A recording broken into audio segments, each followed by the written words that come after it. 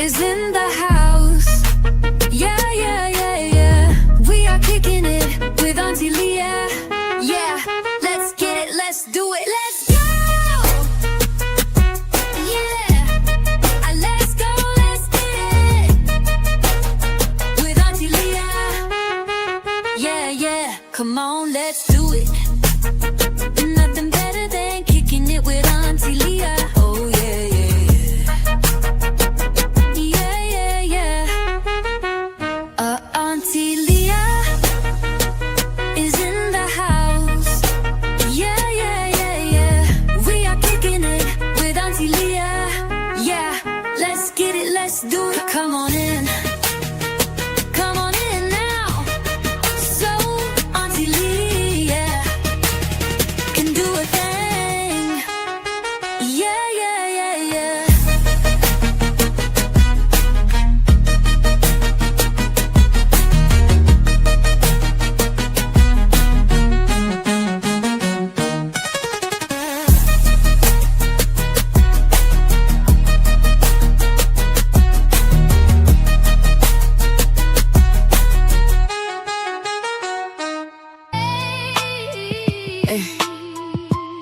Mississippi. Salute. Welcome back to Kicking It with Auntie Leah in the Truth Game. I need everybody to please share the live, like the live, to know that we are here. They brought his phone home, but they left somebody's son behind. behind. We're just gonna wait for some more people to come in and listen to the words of the song. Mississippi, Cough 'em up, Mississippi. cough 'em up, cough 'em up. Everybody, please like the live and share the live. I'm sharing it right now. Yeah.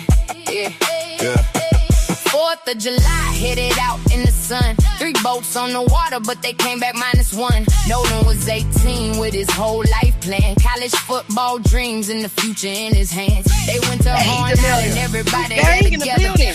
Sun on the coast, clear summertime weather. But something went wrong before the end of the day. When the bus left the island, Nolan somehow stayed. They said he made a choice, said he wanted to remain, but he cannot tell his side, so the question still remains. Why would he stay without his keys or his phone? Why would everybody leave and assume he made it home? Who was the last one to see him on the sand? Counted every person for the boats left land. Everybody got a story, but the timeline got a hold. Mississippi tell Christine what happened to her soul. Her baby didn't come home. Her baby couldn't call. Everybody had an answer. Right now I'm sharing the live. But nobody knew it all. If you were there with Nolan, We're not shutting up no time soon. Salute everybody in the back. Hey, Justice for Nolan Wells. what happened to you? Let's go. Cough 'em up. Cough 'em up this time. Bringing boys forward, put the truth on the line. We are not declaring guilt, we are demanding facts. Tell us what happened to Nolan and don't hold Thank you nothing so much. back. Cough 'em up, So much Mississippi. for the Every gifts. phone and every boat, Guys, every we picture, can every receive message, every super word that gifts they and spoke. cash out His to mother Nolan needs the Wells. Bless truth. the His channel. mother needs the It's not truth. Cough 'em up, fire. Mississippi. Tell us what happened to But we thank Nolan you. Hey, Wells. hey. Cough up the truth. They need to Bring cough it every up, don't hidden they? detail to the light. Give us about 2 more minutes and then we'll get started, y'all. Mississippi, I'm just waiting on some more people to come in. 4:31, they reportedly pulled away. But when was Nolan last independently seen that happy. day? Don't even know There's a why you window stopped in the by. timeline, questions in between. What for happened Nolan after Wells. 4 and what did witnesses see? One boat taking water, You don't bills seem to be pumped too acting happy strange. today. A call went out for help, then the energy seemed to change. Voices in the background, confusion on the line. Who was All on right, the just a vessel couple at more that minutes. Shout out to exact everybody time? in They the reached the bushes. If I can mainland, get the light moved from to live, place to that'd be place, but great. nobody turned around to search the island for his face. His mother Let me see. knew a baby would not vanish on his own. About After one more midnight, she minute and then we'll reported get that her started. son had not come home. Search teams hit the water waiting when the on morning brought the more light. people to come Then in. July 6th delivered news that Waiting on shattered the family every to life. get here. Nolan's body found, You know, they don't but like the to send questions out my only grew. notifications. Finding them was not the same. Salute It's to finding 60 out the people in the truth. Her building. baby didn't come home. Her baby couldn't call. Justice for Everybody Nolan had an Wells. answer, but nobody Justice for knew Kendrick it Johnson. all. Hey. If you were Justice there for with Teron Nolan, Evans Jr. Come forward with Justice. the truth. A mother Justice. needs an answer. Justice. What happened to you? Cough 'em up, cough 'em up, cough 'em up. Cough 'em up, Mississippi, cough 'em up this We're not time. going for it this Bring them time. boys forward, put the truth Just on for the Page line. of We are Fortune. not declaring guilt, we Salute, are salute demanding facts. Tell everybody us what in the happened to building. Nolan and don't hold nothing back. Cough 'em Because why are they so quiet? Every boat, every picture, every message, every Why word are they trying that to silence His us? mother needs the truth. His father needs We'll never the be truth. silent. Off 'em up, Mississippi. Tell us what happened to Nolan Wells. Cough up the truth. Bring every hidden detail to the light. Cough up the truth. All right, guys. Mississippi, get Thank it you right so this much. time. Thank you so much. They did the autopsy, held the Thank you finest so for much. review. I appreciate you for stopping by the channel. Tonight, we're going to get right into talking about Nolan Wells. Also talking about Tasia. Tasia Fortune is the young lady that was found hanging in the tree a few days ago in Jackson, Mississippi. You know, they made an arrest in her situation, but you got people and trolls in the comments that are trying to say that he was arrested for the unaliving of Tasia. That is not actually what it said. It said he was arrested for unrelated charges. And I'm not convinced that that man did anything. I don't know. I don't know the facts. Let me pull it up so you can see. It is a black man that they state was in an argument with Tasia before her unaliving. So they interviewed him. He said he didn't do it, but because he was a felon with a weapon, they locked him up for that. It's hard for me. I'm not saying that it's impossible because I do not know. I do not know what happened, okay, in her case. But the fact that they said that they had to use a firefighter's ladder to get up to where she was to bring her down is kind of hard for me to believe. Not saying it's impossible that one person could pull her up in the tree. Okay, so this is the man that they arrested, but it clearly states that it was for an unrelated charge. And the article also stated that his name is Terrence Anderson, that the authorities could not confirm that he was a person of interest. Yet you have people in the comments and on social media saying that he is a person of interest. And we just got to be careful, right? Because in my opinion, it could be a distraction. It could be a deflection, if that makes sense. An attempt to take our minds off of Nolan Wells and to join in on a campaign to say a black man is the one that unalived Tasia, which he could have. I'm not saying he didn't. I don't know what happened. But we definitely need to just be careful about what we believe, and we need to be careful about what we put out there. Because now you got the trolls in the comments. Hey, my Archangel Michael, I told you it was black people. I told you black people are hanging black people. You guys are always trying to blame white people. Okay, a distraction. Let's do a little roll call. Before we get started. Salute, Tasha. Thank you so much for being here. Demaria's in the building. Thank you so much. That's right, Truth Gang. Ramonda's in the building. Thank you so much for being here. Tasha, again, that's right. You mod up. And we have Be Happy Who's Not Happy. My father's work, I don't even know why he's here. Talking about go listen to some heavy metal. I'm not into that. Salute, Lisa. Hey, Theo, thank you so much for being here, nephew. Nephew be on auntie ass when I don't go live. So I need to get it together. I'll be tired sometimes, y'all. It's not my full-time job. I got a job, you know. I do this part-time. Salute, Princess. Thank you so much. And my number one moderator in the building, Archangel Michael. Salute everybody that is here. So let's just get right into the show. What I'm about to show you is a clip. It was a news segment from, I'm not good. It's News Nation. And they're trying to spin the narrative with this audio. They are trying everything in them to throw shots at what we heard. But we know what we heard. My ears didn't deceive me. So let's just take a look at this bullshacky. Fair Use Act in effect. I am showing this clip for educational purposes only. And that's it. Tonight, we've got 3 major new developments in the mysterious death of Nolan Wells. First up, witnesses reportedly told investigators Wells had been drinking heavily with friends on Horn Island before he disappeared. That's according to a document with preliminary information from the Mississippi Department of Marine Resources. It was obtained by ABC News. Second, Nolan's friends have long said that he chose to remain on Horn Island after their boat left. Remember, he was talking to a young girl, young lady. Well, now TMZ reports that sources with direct knowledge of the investigation say that at least 2 witnesses told law enforcement they saw Nolan on the island after that boat departed. Now, let's be clear. There is a photo going around, and they are trying to say that it is Nolan.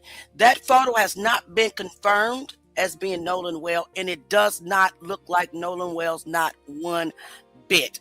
I'll pull up that photo. Let's keep watching, but I wanted to set the record straight. They're trying to say that this black man, sorry about that, in dark blue shorts with facial hair is Nolan Wells, but it's all his mother came out. Well, not the man's mother, but the child, well, not child, but the other guy that he was with, the mother of him came out and said that is not Nolan Wells. But they're still trying to push this narrative for some reason. I'm going to find that photo. Let's keep going with this video while I search for that photo. It is not Nolan. we haven't independently verified those claims. Authorities have not publicly confirmed them, but you can see why it's significant. Third, we've played brief excerpts of this distress call that were made from the boat on the show before, but now there is a longer version of the recording that has been released by the Mississippi Department of Marine Resources. It was aired by multiple local news outlets. In the call, a teen tells a sea tow dispatcher that the boat's bilge pump has failed, that the boat is sinking. And throughout the call, you can hear this commotion and multiple voices in the background. TMZ then took that same recording and enhanced the audio. The outlet says that some people believe that when you hear this or when you listen to it, they can hear, "Is he dead?" along with other phrases, including Nolan, check his chest, wake up. So we want to play you clips from both versions. First, here's the original recording. CTO Assistance, Vicky speaking. How can I help you? Hey, we're at the west tip of Horn, and our bilge pump stopped working. We're sinking. Can you all please come? We have a membership. All right, of course. How far is the water coming up, sir? Can you give me a description? Okay, now here's TMZ's enhanced version of that same recording.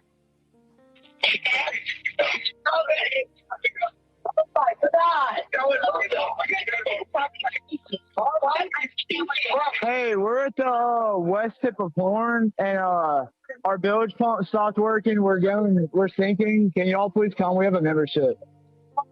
Oh, shut the fuck up! So what exactly did we just hear? I want to go to Robert Freed, digital forensics expert who spent more than 2 decades analyzing electronic evidence. He's the executive vice president of forensics and chief investigative officer at Page One. He's trained law enforcement agencies across the country in digital forensics and computer crime investigations. Thanks for taking the time. I want to take this step by step. So first of all, you analyzed both versions. What were you able or not able to determine? Well, you can obviously look at just the totality of both versions and see that there's a time difference right away. One's 8.5 minutes, the other one's 8 minutes and 50 seconds. And what we actually did was we extracted or preserved the videos from the specific websites, the TMZ, as well as the WAFB website. And then what we were able to do there is take a digital fingerprint MD5 hash value of those 2 videos. They were obviously different, which means that they have different content. And then, we went in and we looked at the transcript that was able to be gleaned from both versions. And so now lots of differences there. This goes to the main question. In those transcripts, from your analysis, does anyone say, is he dead? Check his chest. Nolan, wake up, anything like that? No, it's very distorted, even if you hear it from the original to even the. First of all, yes, he did. We heard it. We heard it. And I don't know why there's a campaign going on right now. Well, we all know why. We all know why. They really are trying to cover this up allegedly, but we heard what we heard. And we heard things prior to Janetta Brantley enhancing or cleaning up. Not even, she didn't alter the video or use AI, the audio, or use AI at all. She explained in detail what she did. So now we have this campaign going around with this man right here. He's the same man that was on other shows trying to say that we didn't hear what we heard. Diabolical. The audio enhancement, it's still very difficult for some of the software that we use to even pick up Where's the FBI? those types of words. And there was nothing like that close to it in the transcriptions that we saw. Is there a danger in someone telling you what to listen for? Do you go in with the preconceived, I don't know if the word is biased, but you're going in to look for those words and maybe you're hearing things that your mind is telling you that's what it is when it's really not?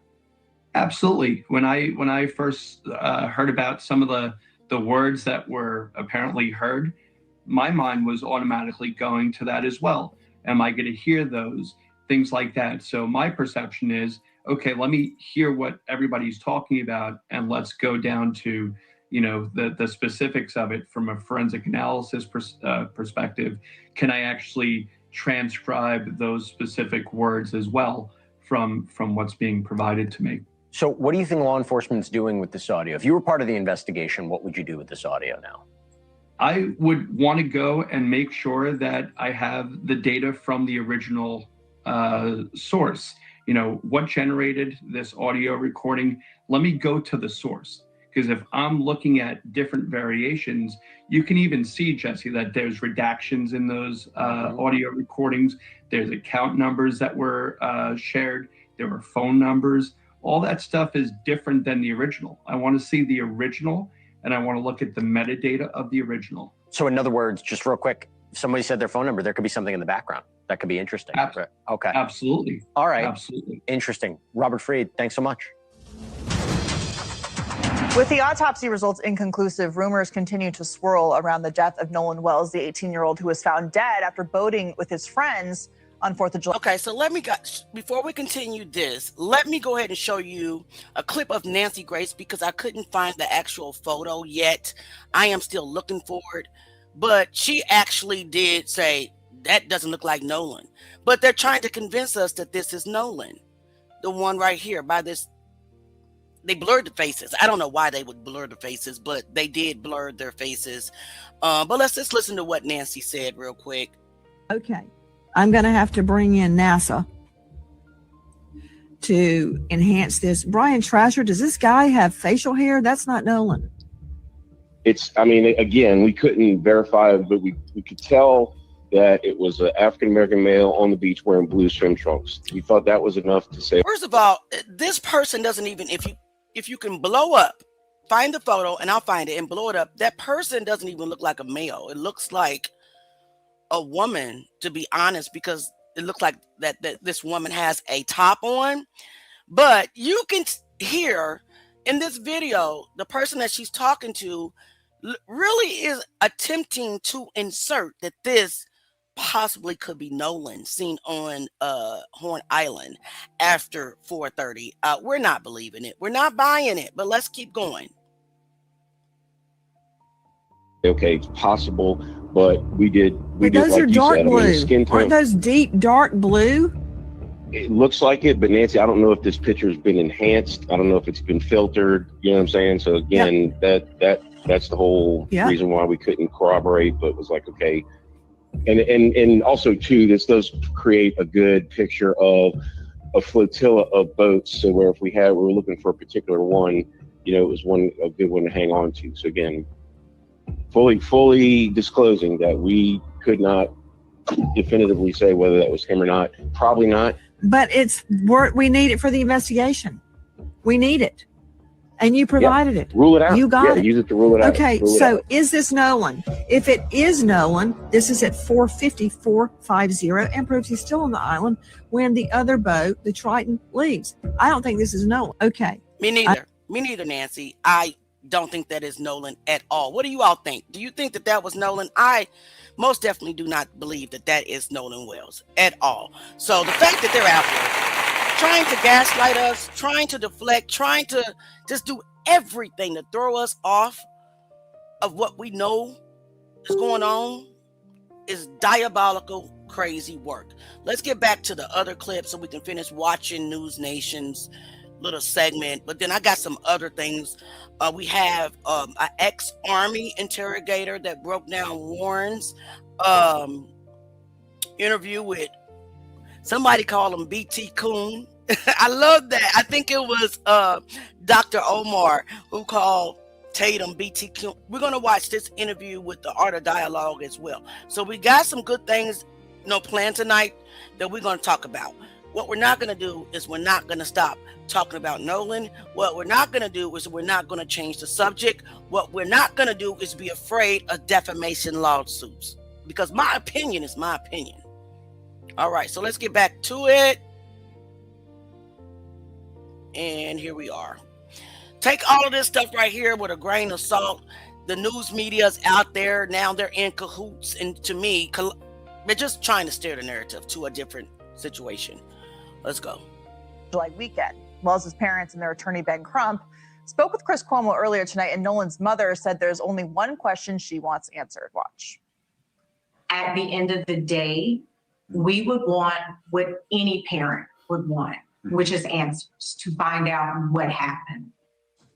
They also listened to part of an interview that Brandon Tatum did with one of Nolan's friends, and here's how Nolan's stepfather responded to it. You heard that kid Trace in the interview say that he was friends with Why do they keep calling Elmore Nolan's stepfather? What evidence has Christine or Elmore came out, or Ben Crump ever came out and said that Elmore is Nolan's stepfather? I mean, they are really, really trying to make this family look bad. They're trying to degrade his mother instead of trying to figure out what really happened to Nolan Wells. Now the media has picked up on calling Elmore Nolan's stepfather. I have not found any proof of that. If you guys have, can you please point me to the proof? Not that it would make a difference. I wouldn't care. So why are you saying stepfather? Ooh, that just pissed me off. Nolan, and that you guys would know him. Do you know him? Do you recognize him? No, I don't. Just because you park your vehicle in someone's yard doesn't mean that they have to know you. Sounds more to me like he's more focused on getting people to know him and getting away from the fact that his so-called best friend is not here anymore. Brandon Tatum is the host of the Officer Tatum Show, and like I just mentioned, he spoke with some of Nolan's friends. He joins us now. Brandon, thank you for being here. So first, just your reaction to Nolan's stepfather saying he doesn't recognize his friend Trace, who you interviewed, basically alleging that you didn't know him very well at all, if at all. It's slightly disappointing. I mean, I don't know these people, to be honest. I don't know who's really friends or not. I'm just going off of what Trayston told me. But Trayston did share pictures of him with Nolan at prom. He told me he not only just parked the car outside, he had been over Nolan's house multiple times, and he also gave Nolan a ride to school on multiple occasions. So it's very confusing. I don't know why a young man would say that he's friends and literally be emotional when he talked about Nolan. I mean, he literally cried and teared up off. He literally had no emotion whatsoever. Why do you guys keep trying to make us see something different? He is sitting on that couch, dry-eyed, in defensive mode. Please stop the cat. BT Coon. Camera. And I felt like it was very genuine. And for the parents to say that they don't know him at all and won't even consider the fact that he believed he was friends with Nolan, it's very shocking to me, and I don't know if they're being genuine because you don't always know your children's friends, right? Or are they still trying to hold on to this agenda that no one who disagrees with the narrative of racism can possibly be associated with them because it destroys their money. Well, I'm not saying the parents' money grift, but Benjamin Crump's money grift. Yeah, I mean, we heard from Nolan's parents, and of course his mother. Any parent would want to know what happened, and she expressed that. But so you're going to say that Ben Crump is on a money grift, but you're not going to say that the kids that launched a Go Send Me that is now over $200,000 is not on a money grift? They're not the victims. They actually should have joined in with the family. If they were innocent, and if they didn't do, and I'm not saying that they're not innocent, because I don't know yet for a fact, but I definitely wouldn't have launched a Go Send Me to make money and using my friends, supposedly my friend's name, just to raise hundreds of thousands of dollars. I don't even want to hear from this dude, but we have to keep listening. There are motives with Ben Crump and his history. There are lawsuits now suing his friends and social media companies fueled by Ben Crump. Do you think that he's helping this family or hurting them in their quest for answers? Well, Katie, I think he's destroying the reputation of this family and also hurting this investigation.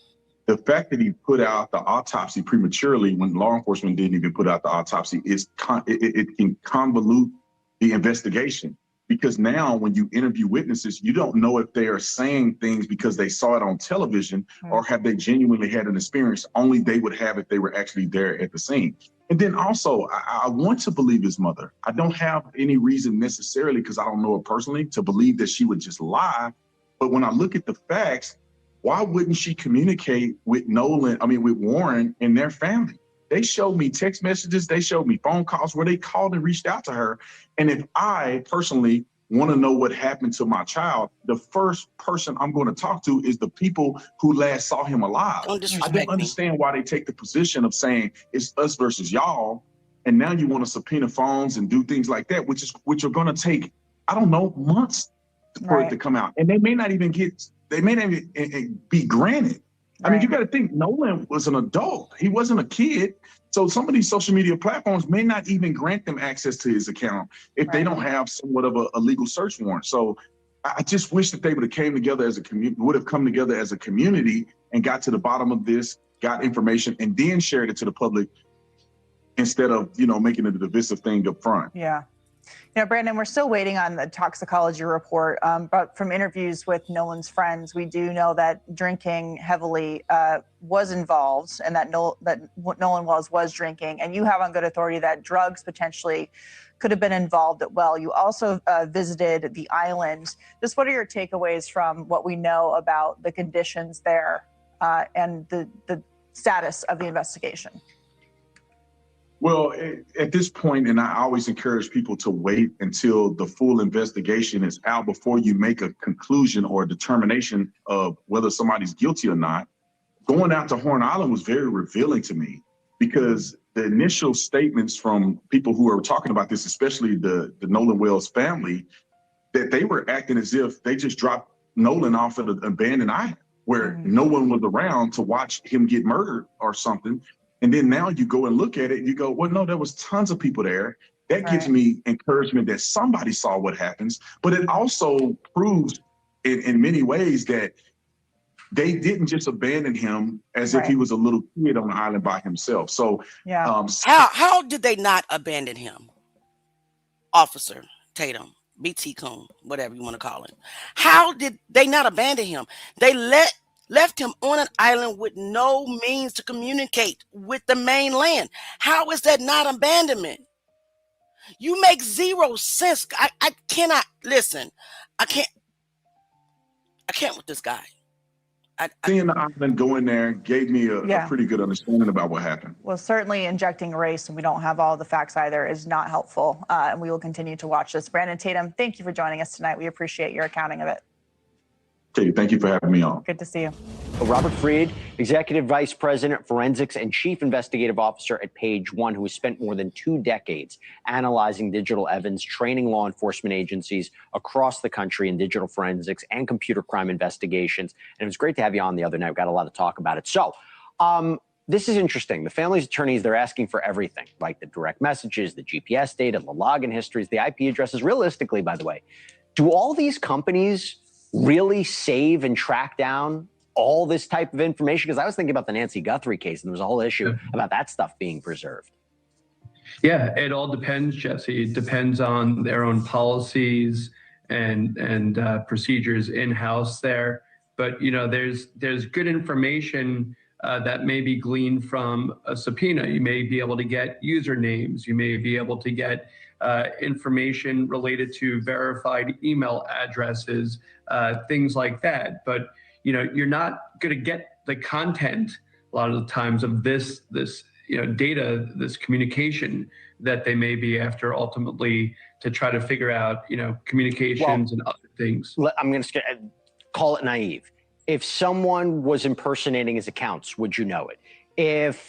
Does it track your location? Does it track the phone? All these apps track the phone, the location, the movements. I mean, those are the things I think are relevant. And by the way, whether anything was deleted. Yeah, all these apps have different ways that they communicate. So some of them actually track your location, like you said. Movements is obviously a lot of important things there, where people are using fitness apps and trying to share their location. I'll be there soon.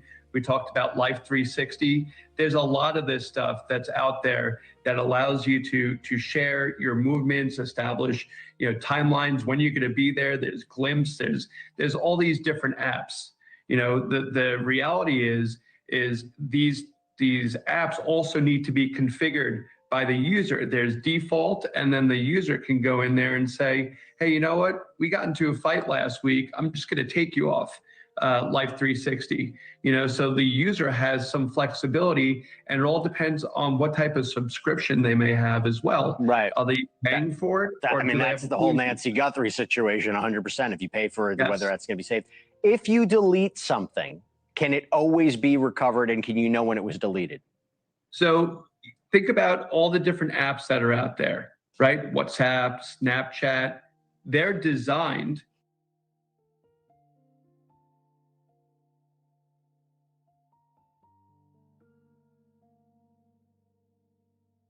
This is a good question from Carlos. He said, I thought Nolan's friend had his phone and his mother tracked the phone to their home. Right. Why didn't Warren tell Christine that they had Nolan's phone when he texted her? Why did Christine have to track the phone when Warren said out of his own mouth that he contacted Christine asking if she talked to Nolan? You have the phone, but you didn't say anything about it. You had to allow her to track y'all. This is disgusting. Let's keep going. Disgusting. To be ephemeral. They delete after a period. So a lot of these companies, they thrive on people wanting to have private communication. I once had a conversation with somebody who said, I'll only talk to you with Signal. And that's because it disappears and you can set it to disappear. So again, it depends on how these are configured. Some do store the data on the local device, some store it on the server. Once it's deleted, it's likely deleted from the server. Robert, a big question in this case is how thorough law enforcement is, right? The family distrusts that they're getting the full answer.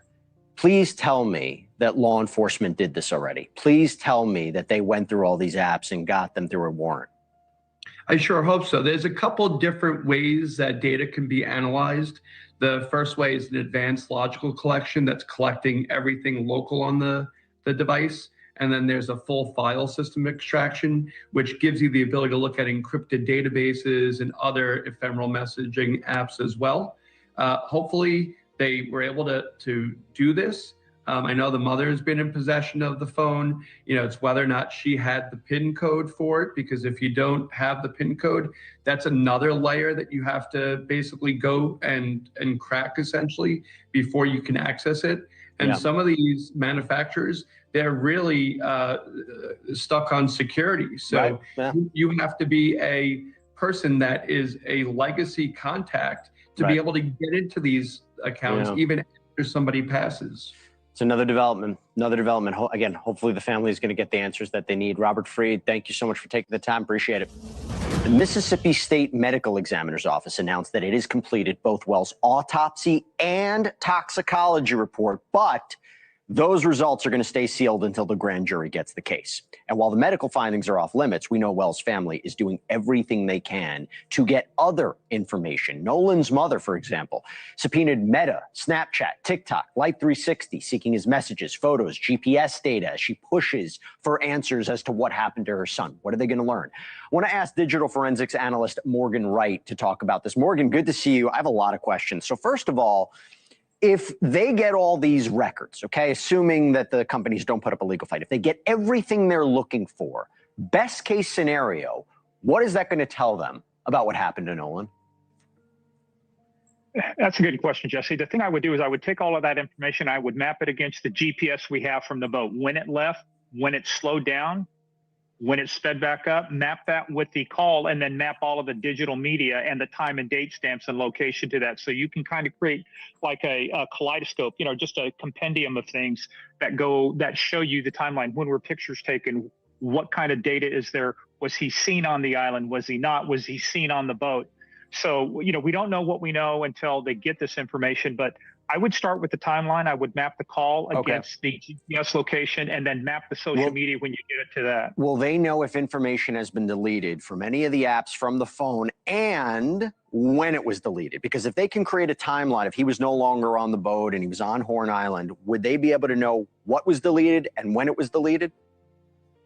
Yeah, there's a couple companies out there. One that a lot of people have heard about, Celebrite. They do do a lot of great work on digital forensics, extraction. So yeah, if as long as it hasn't been tampered with or people haven't gotten in there looking around, that's part of the problem, right? Anytime you go in there, you start changing the footprint of what that device was. You want it in the pristine state, but Celebrite could still, an extraction like that could tell you what was there.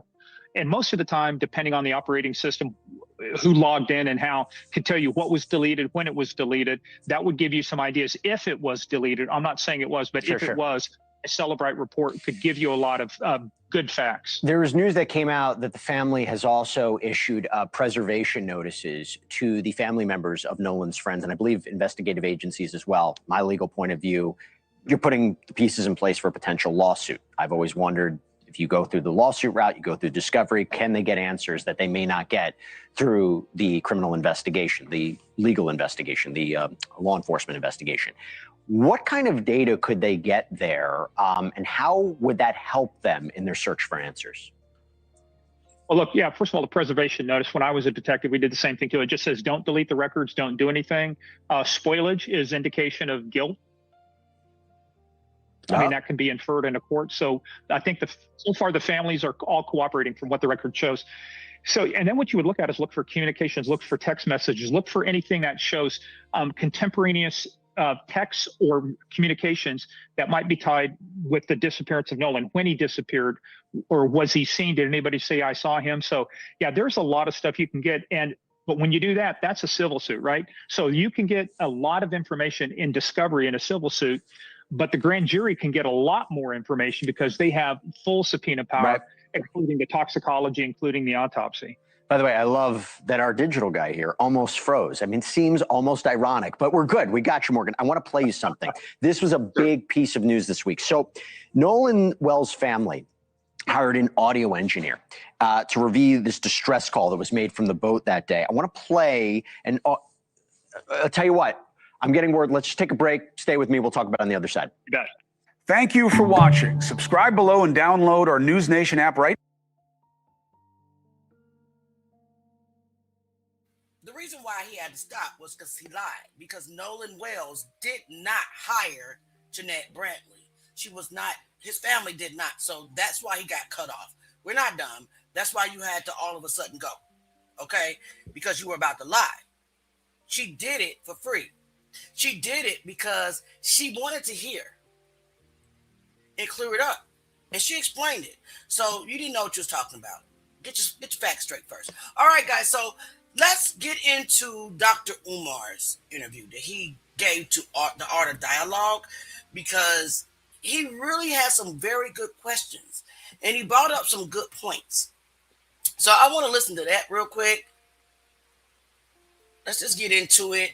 We are obviously not going to listen to the entire interview. It's an hour long, but I want to listen to just a little bit of it. I think that he has some very good points and questions for Warren about that. I knew the YouTubian struggle streamers were going to run with it. I knew.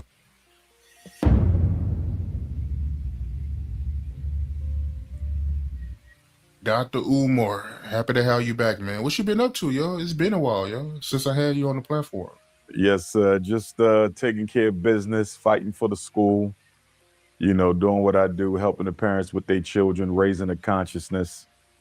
The work never stops. The work never stops.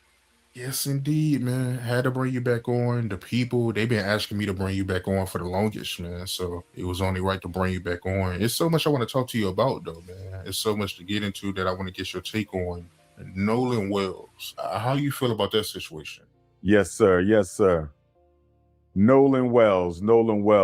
You know, when the case first broke, Art, I just kind of sat back because I knew the YouTubian struggle streamers were going to run with it. I knew the white liberals on YouTube were going to run with it.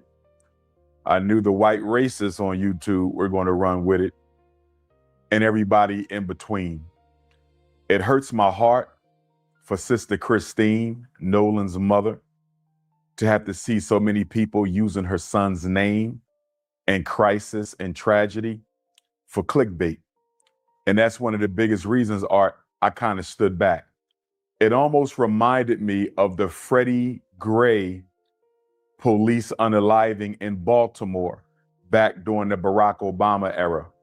When Freddie Gray lost his life to those police in Baltimore, everybody rushed to Baltimore. They did the same thing with Michael Brown in Ferguson, not because they necessarily cared about the tragedy, but because they wanted to benefit personally from it. And so I stayed away from Ferguson.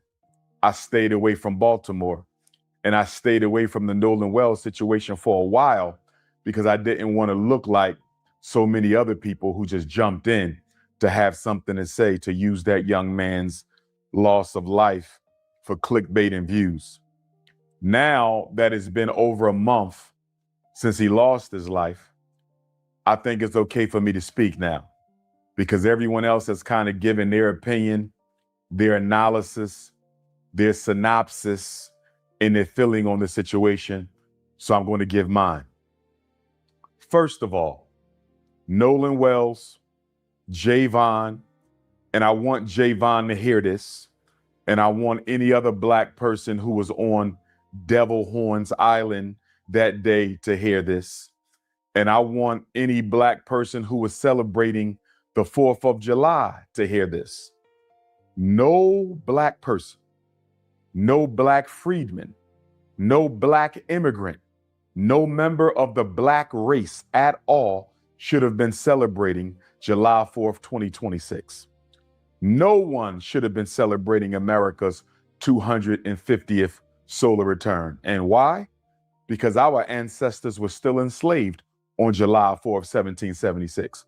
So why are we on White Devil Horns Island anyway, celebrating George Washington and Thomas Jefferson and Alexander Hamilton and all these other white supremacists and slave masters? Why are we even celebrating them anyway? Nolan shouldn't have been out there.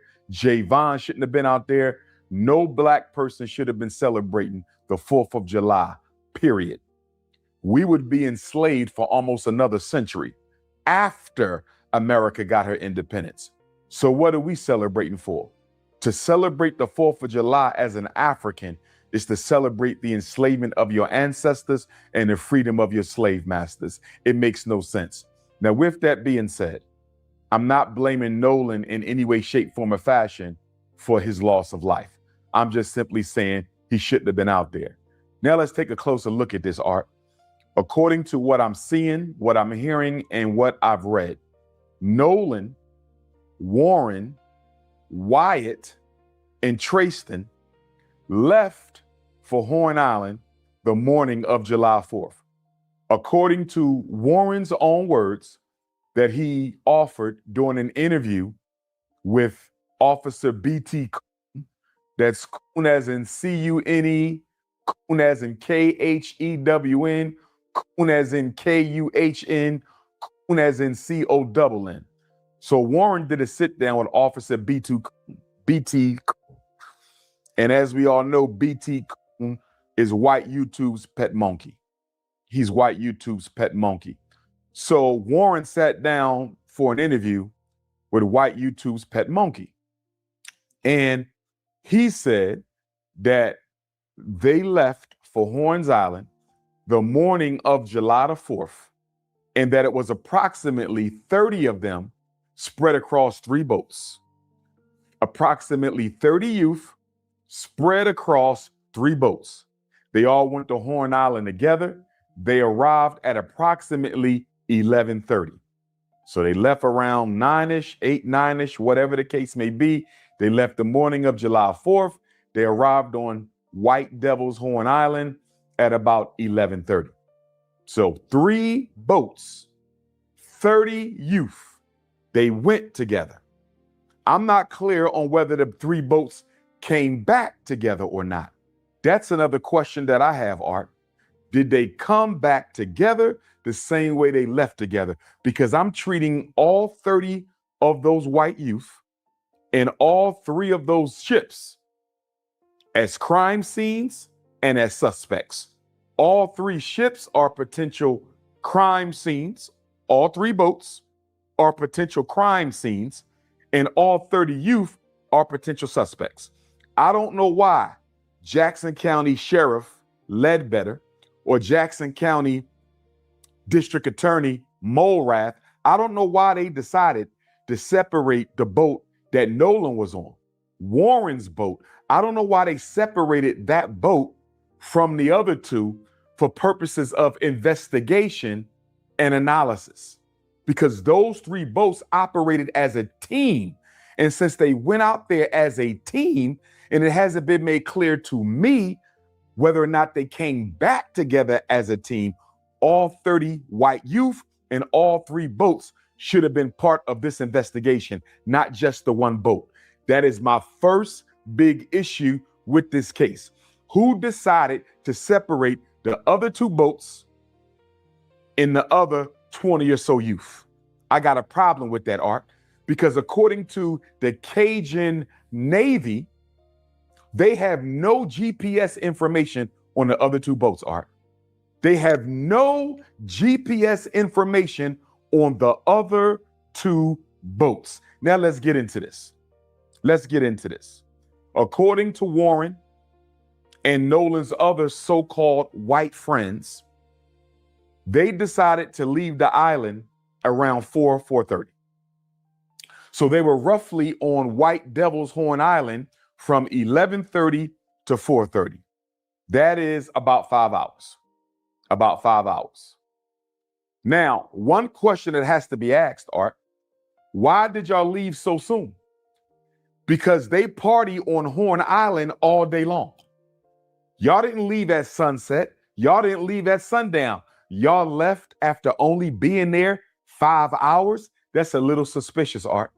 And I haven't heard anybody ask any of them, why did y'all decide to leave after only being there for 5 hours? Did y'all plan to only be on White Devil's Horn Island for 5 hours? Why did y'all leave at that time? That is a very good question, guys. Think about it. It was the 4th of July. Everybody was on the island to celebrate. Why did they leave so early? It's a good question, Dr. Umar. But we'll deal with that later. So then let's listen to Javon, Nolan's other best friend. Now, another problem I got with this whole story, Art, is Nolan allegedly had too many best friends. I'm trying to find out, how does Nolan have so many best friends? And why did all of these so-called best friends leave their best friend on White Devil's Horn Island without his cell phone and keys? Another good point. Because in our culture, we don't do that. I don't care about you saying he's a grown man, he made the decision to stay back. In our culture, and you may not understand it, we do not leave people behind. We come back with who we go with. And that's just that. Let's keep going. I'm trying to figure this out. So Javon claims he's Nolan's best friend. Warren claims he's Nolan's best friend. And Trayston allegedly claims that he's Warren's best friend. So did Warren have 3 best friends? Excuse me. Did Nolan have 3 best friends? Did Nolan have 13 best friends? Did Nolan have 30 best friends? Because if Javon is the best friend of Nolan, and if Warren is the best friend of Nolan, and if Trayston is the best friend of Nolan, exactly how many best friends did Nolan have? That's a good question. Are y'all making this up? Who did Nolan tell Warren was his best friend? Who did Nolan ever tell Trayston was his best friend? I'm not going to question. I can tell you this. Best friends know each other's family. Best friends know the parents, right? That's what best friends are. So they are throwing around this best friend title to gaslight the world when it comes to Nolan Wells.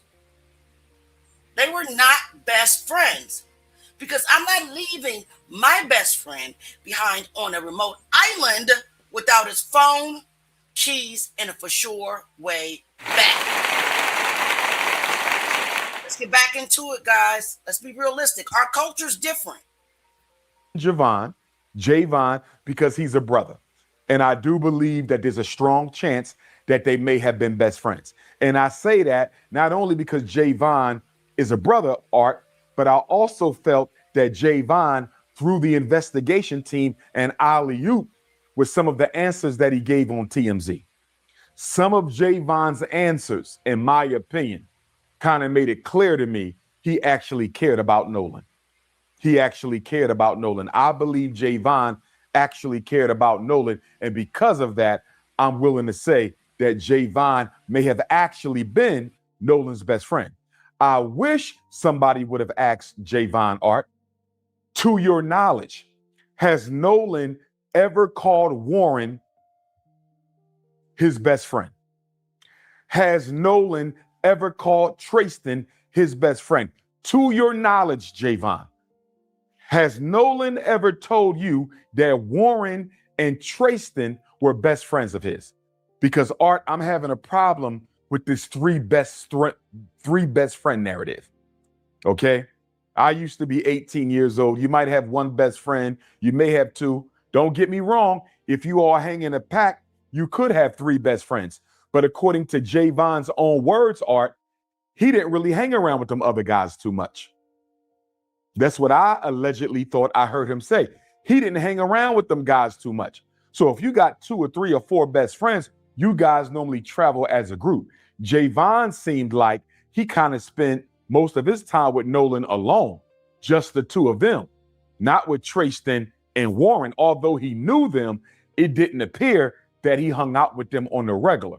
So how could they all then be best friends? It's possible. I'm not saying it's not possible. I'm saying it's unlikely.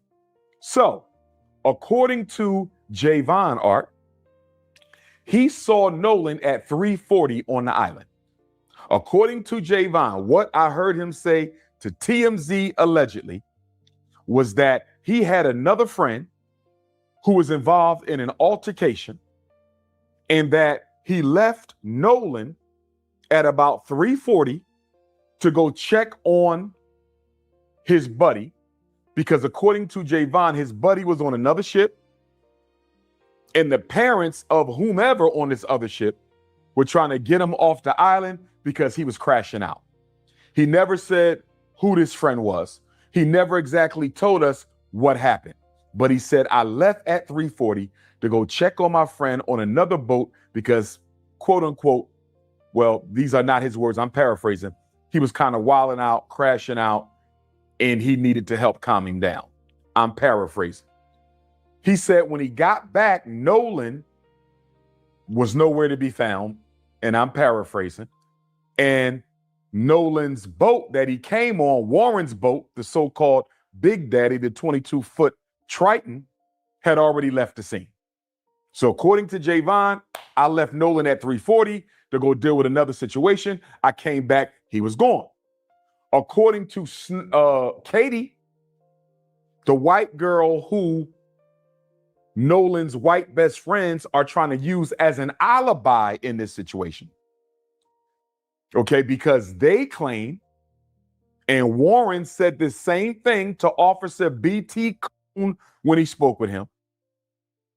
They claim that Nolan told them, I'm going to hang back on this island and talk to Katie. You guys go ahead and I'll get back however I get back. Again, I'm paraphrasing. But guess what? We learned through Katie's sister that Katie said she has no knowledge of Nolan ever saying that. Now, make that make sense. Warren and them are saying that Nolan willingly stayed behind to hang with Katie.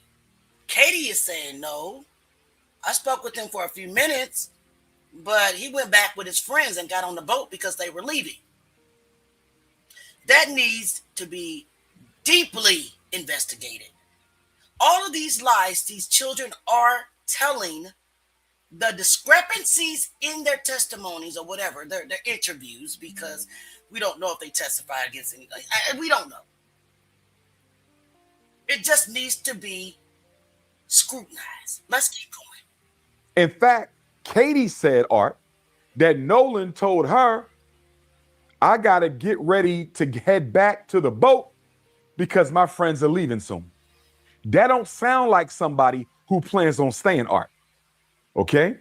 According to her sister, Katie said Nolan told Katie, it's time for me to head back to the boat because my friends are going to be leaving soon. As far as I'm concerned, Art, Javon and Katie both threw us an alley-oop. Okay, so let's get this out of the way because I see the comments, and the comments, they're irrelevant to what Dr. Umar is talking about right now. Stop talking about a school and stop attacking somebody. We're trying to pay attention to what he's saying. Now I'm gonna start blocking you idiots that are in my chat. Stay on topic. Jesus.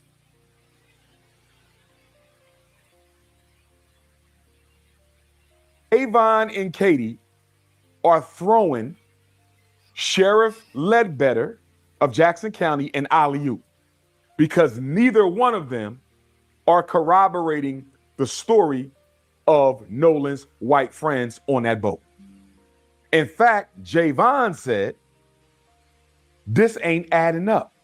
Javon said, it's not like Nolan to say, you guys go ahead and leave me on this island and I'm just going to stay back to talk to this girl who I barely know. According to Javon, it don't make no sense. Javon ain't stupid, Art. That's his friend. He know damn well Nolan didn't tell them that he was going to stay back on that ship. And then Katie, I'm going to give a little bit of respect to Katie on this situation.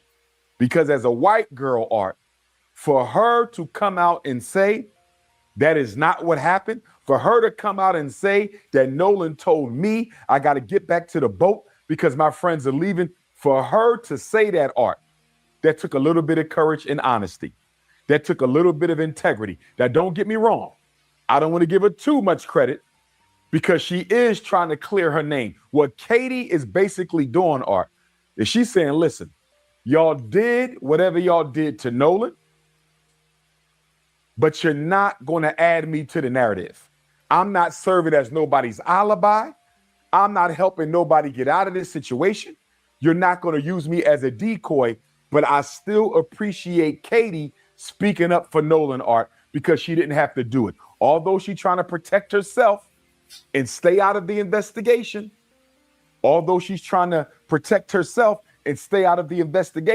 I appreciate Katie for letting the world know Nolan told me I got to head back to the boat because my friends are getting ready to leave. Now, according to Katie, Art, she spoke to Nolan sometime between 3 and 4:30. Now, her window appears to be wider than everybody else's window. So Javon's window is much smaller.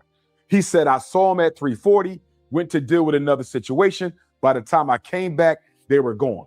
Katie said, I spoke with him between 3 and 4:30. And I allege, Art, one of the reasons that Katie is making her window so wide is she trying to leave a little bit of wiggle room for Warren and them to get their story straight, allegedly.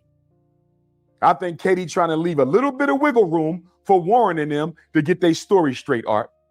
Now, according to our sister Christine, and my heart goes out to Sister Christine, Nolan's mother. My heart deeply, deeply goes out to you, Queen.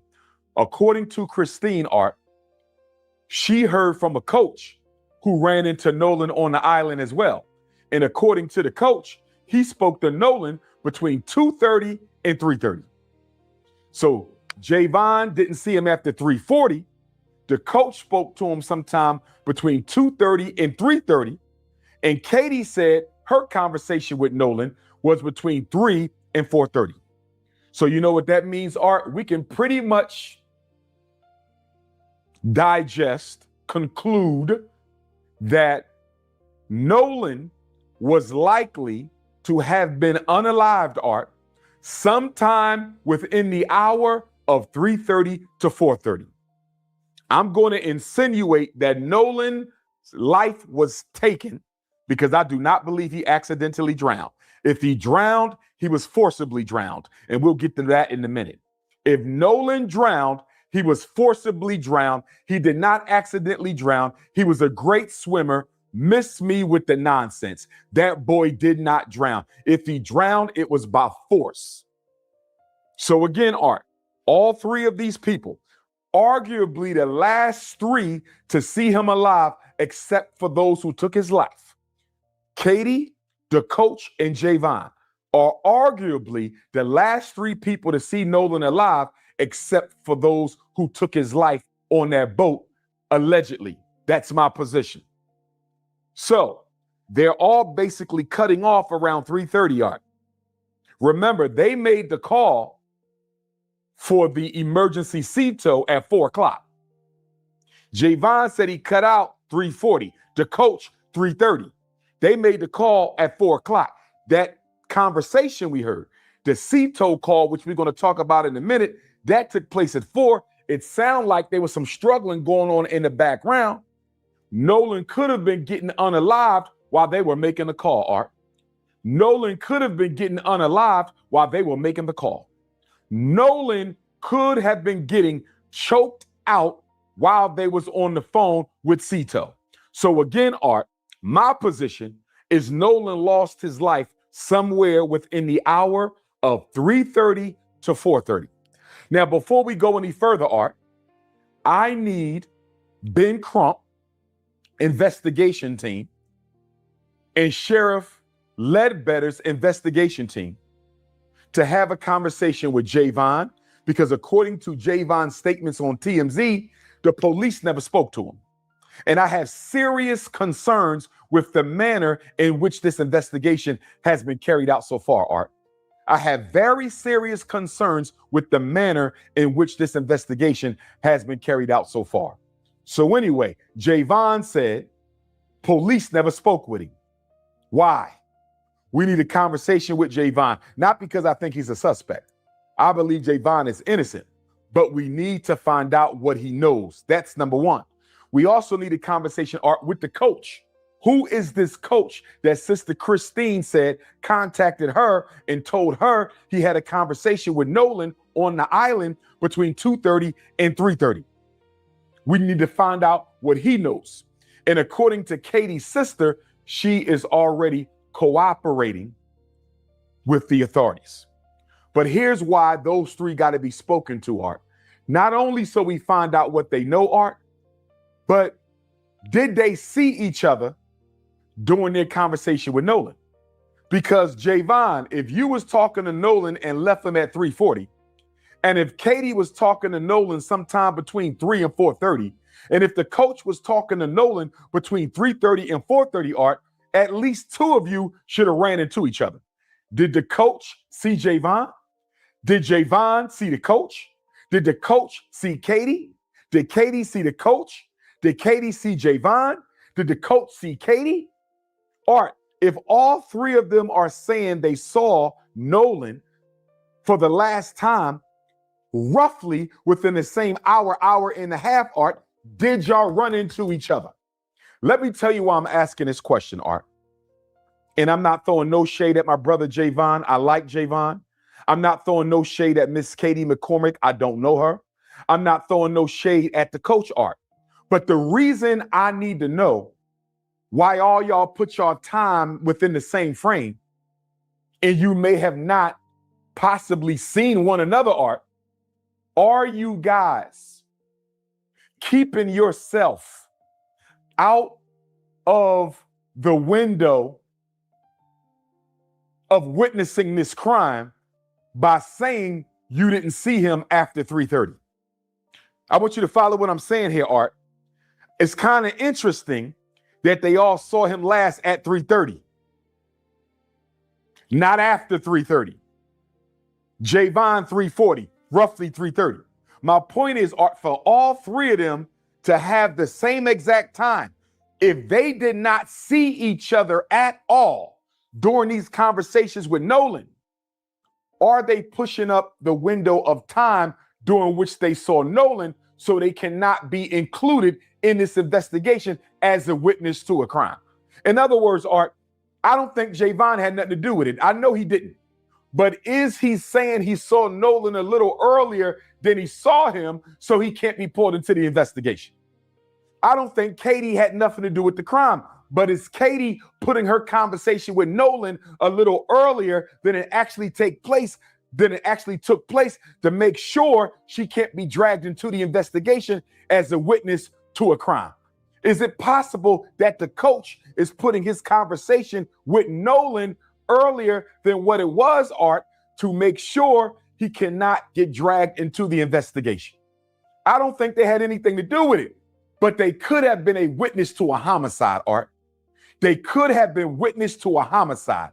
If they did not see each other, if none of those three people, the coach, Javon, and Katie, if they did not see each other at all talking to Nolan, if none of them saw each other talking to Nolan, at least two of them are lying about the time they last saw Nolan. Are you following me, Art?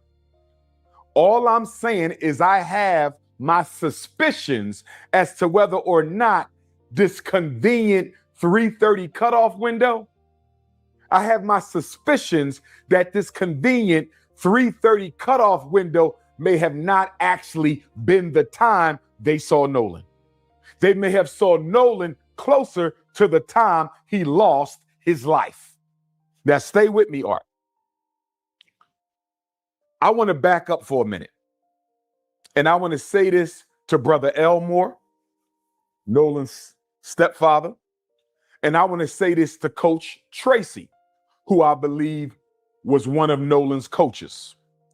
Brother Elmore, the stepfather, and Coach Tracy, the coach, both said on national television, Art, that they don't think race played a role in this at all. Elmore, Tracy, two dark-skinned black men in Mississippi, and both of them said on national television, I don't think race had anything to do with this case. I am disappointed in Brother Elmore. I am disappointed in Coach Tracy. How dare you help these young people avoid the Matthew Shepard and James Byrd Jr. federal hate crimes law, Art, by you saying you don't think this had anything to do with race, Brother Elmore and Coach Tracy. You are helping these white folks avoid federal hate crimes charges. And let me tell you why this is important, Art. Let me tell you why this is important. Under the federal hate crimes law, Matthew Shepard, James Byrd, signed by Barack Obama, 2009. Under the Federal Hate Crimes Act, Art, you can go to jail for life. You can go to jail for life under the Federal Hate Crimes law. So if you can go to jail for life under the Federal Hate Crimes Act, Art, why is Nolan's stepfather and coach telling white folks they don't think it had anything to do with race? I still love my brother Elmore. I still love my brother Coach Tracy. But would y'all please watch what comes out of your mouth during this investigation? Because you are undermining justice for Nolan. I hope you're listening, brother Elmore. And I hope you're listening, Coach Tracy. You are undermining justice for Nolan by saying you don't think race had anything to do with it. How in the hell do you know? How do you know if race had anything to do with it? How well do you know these young people? It was 30 of them, Art. It was damn near 30 white youth spread across 3 boats. How many of them did Elmore know? How many of them did Coach Tracy know? So how are you going to go on TV and say, I don't think it had anything to do with race? Why are you helping them avoid accountability for what they may have done? I don't know if they did it, Art. You don't know if they did it. They don't know if they did it. And they definitely don't know if it was motivated by race. What they should have said, Art, is what Javon said. And that's why I like the young brother Javon. That's why I like that young brother Javon. His mother, Sister Tashima, shout out to you. You raised a good kid. When TMZ asked Javon if he thought it had anything to do with race, Art, when TMZ asked Javon if he thought this had anything to do with race, he said, what? I don't want to answer that question. I don't want to answer that question. Perfect answer. Perfect answer. Or, Art, they could have said, I don't know. Nolan's stepfather could have said, I don't know if it had anything to do. Why did I keep calling Nolan's dad his stepfather? I need to find where they have confirmed that Elmore is Nolan's stepfather. I haven't came across it. If anybody knows where that information is, can you please send it to me, please? Let's keep going. He is making some excellent points, though, especially the time frame where Javon and the coach and Katie said they all last saw or talked to Nolan. He made an excellent point. Like, did you guys see each other in passing? That is a good point. And also, he made another good point when he said that we need to stop assuming that it didn't have anything to do with race, because we don't know. How do you know that? So I definitely agree with some things that Dr. Umar is saying. Let's keep going.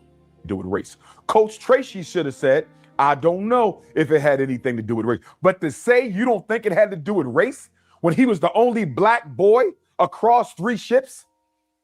Are you out of your mind? Why would you say that and help them avoid the Federal Hate Crimes Act? Javon gave a better answer than those 2 black men. Javon, a child, gave a better answer than those 2 black men, Art, when he said, I don't want to answer the question. And shout out to Javon, Art. He's intelligent. You know why? Because by saying, I don't want to answer the question, he answered the question. Of course, race has something to do with it. This is the United States of America. Race has something to do with everything involving black people. The country was built on the backs of black people. It's maintained on black people. We are disproportionately represented in the criminal justice system, overrepresented in the unemployment line, under the poverty line. Of course, everything in this country has to do with race. And I'm disappointed in us, Art, that we are so afraid to call racism what it is, that we literally got people asking us, when a white person takes the life of a black person, do you think it had anything to do with race? When a police officer takes the life or shoots a black person, do you think it had anything to do? What kind of idiotic gaslighting question is this, Art? All white people are racist.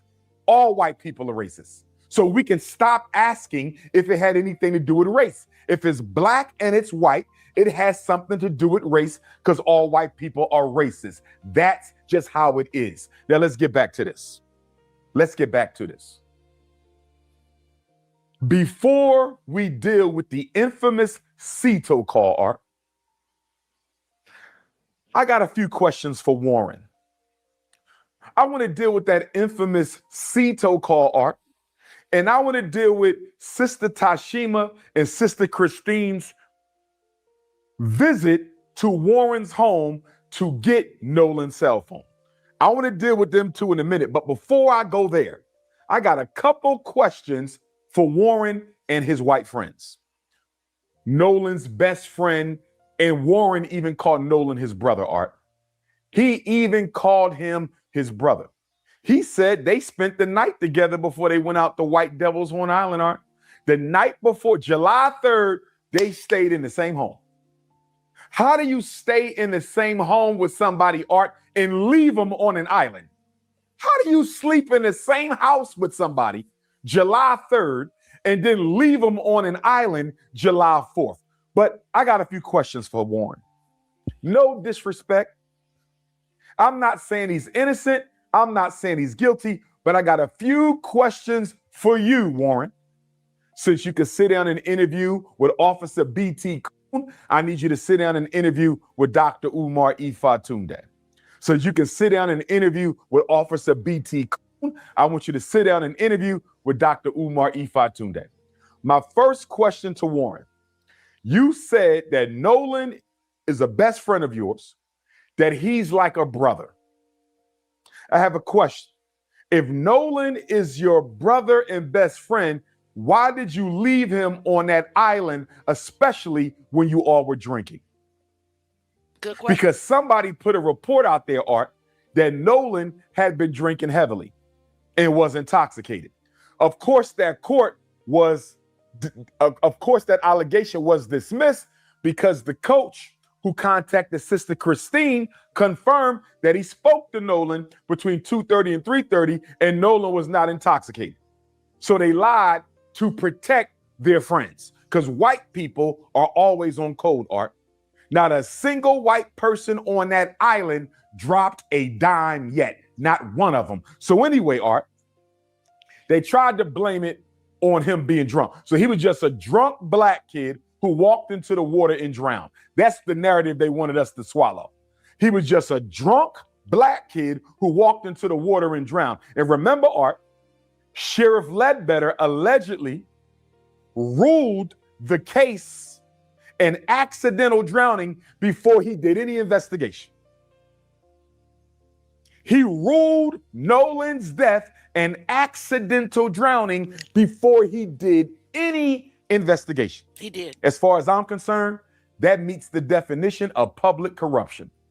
As far as I'm concerned, that meets the definition of public corruption. But stand with Warren, Art. Warren, if Nolan is your brother and best friend, why did you leave him on an island without his cell phone and his keys? Good question. Why did you take his cell phone and keys back to the mainland? You left him there and took his cell phone and keys back. Can you please explain that to me? What person wants to be on an island without their phone? Help me understand that, Warren. I don't know of an 18-year-old who wants to be anywhere without their phone, Art. They don't want to be in school without their phone. They don't want to be at home without their phone. They don't want to be out of town without their phone. They don't want to be at the mall, the movies, the restaurant. They don't want to be nowhere without their phone, let alone on an island with no way to get off. Right, exactly. You left your best friend on an island, your so-called brother. You left him on an island with no way to get off, and you took his phone and his keys. Can you explain that to me, Warren? And that's a good question for Warren. Warren, can you please explain that to us?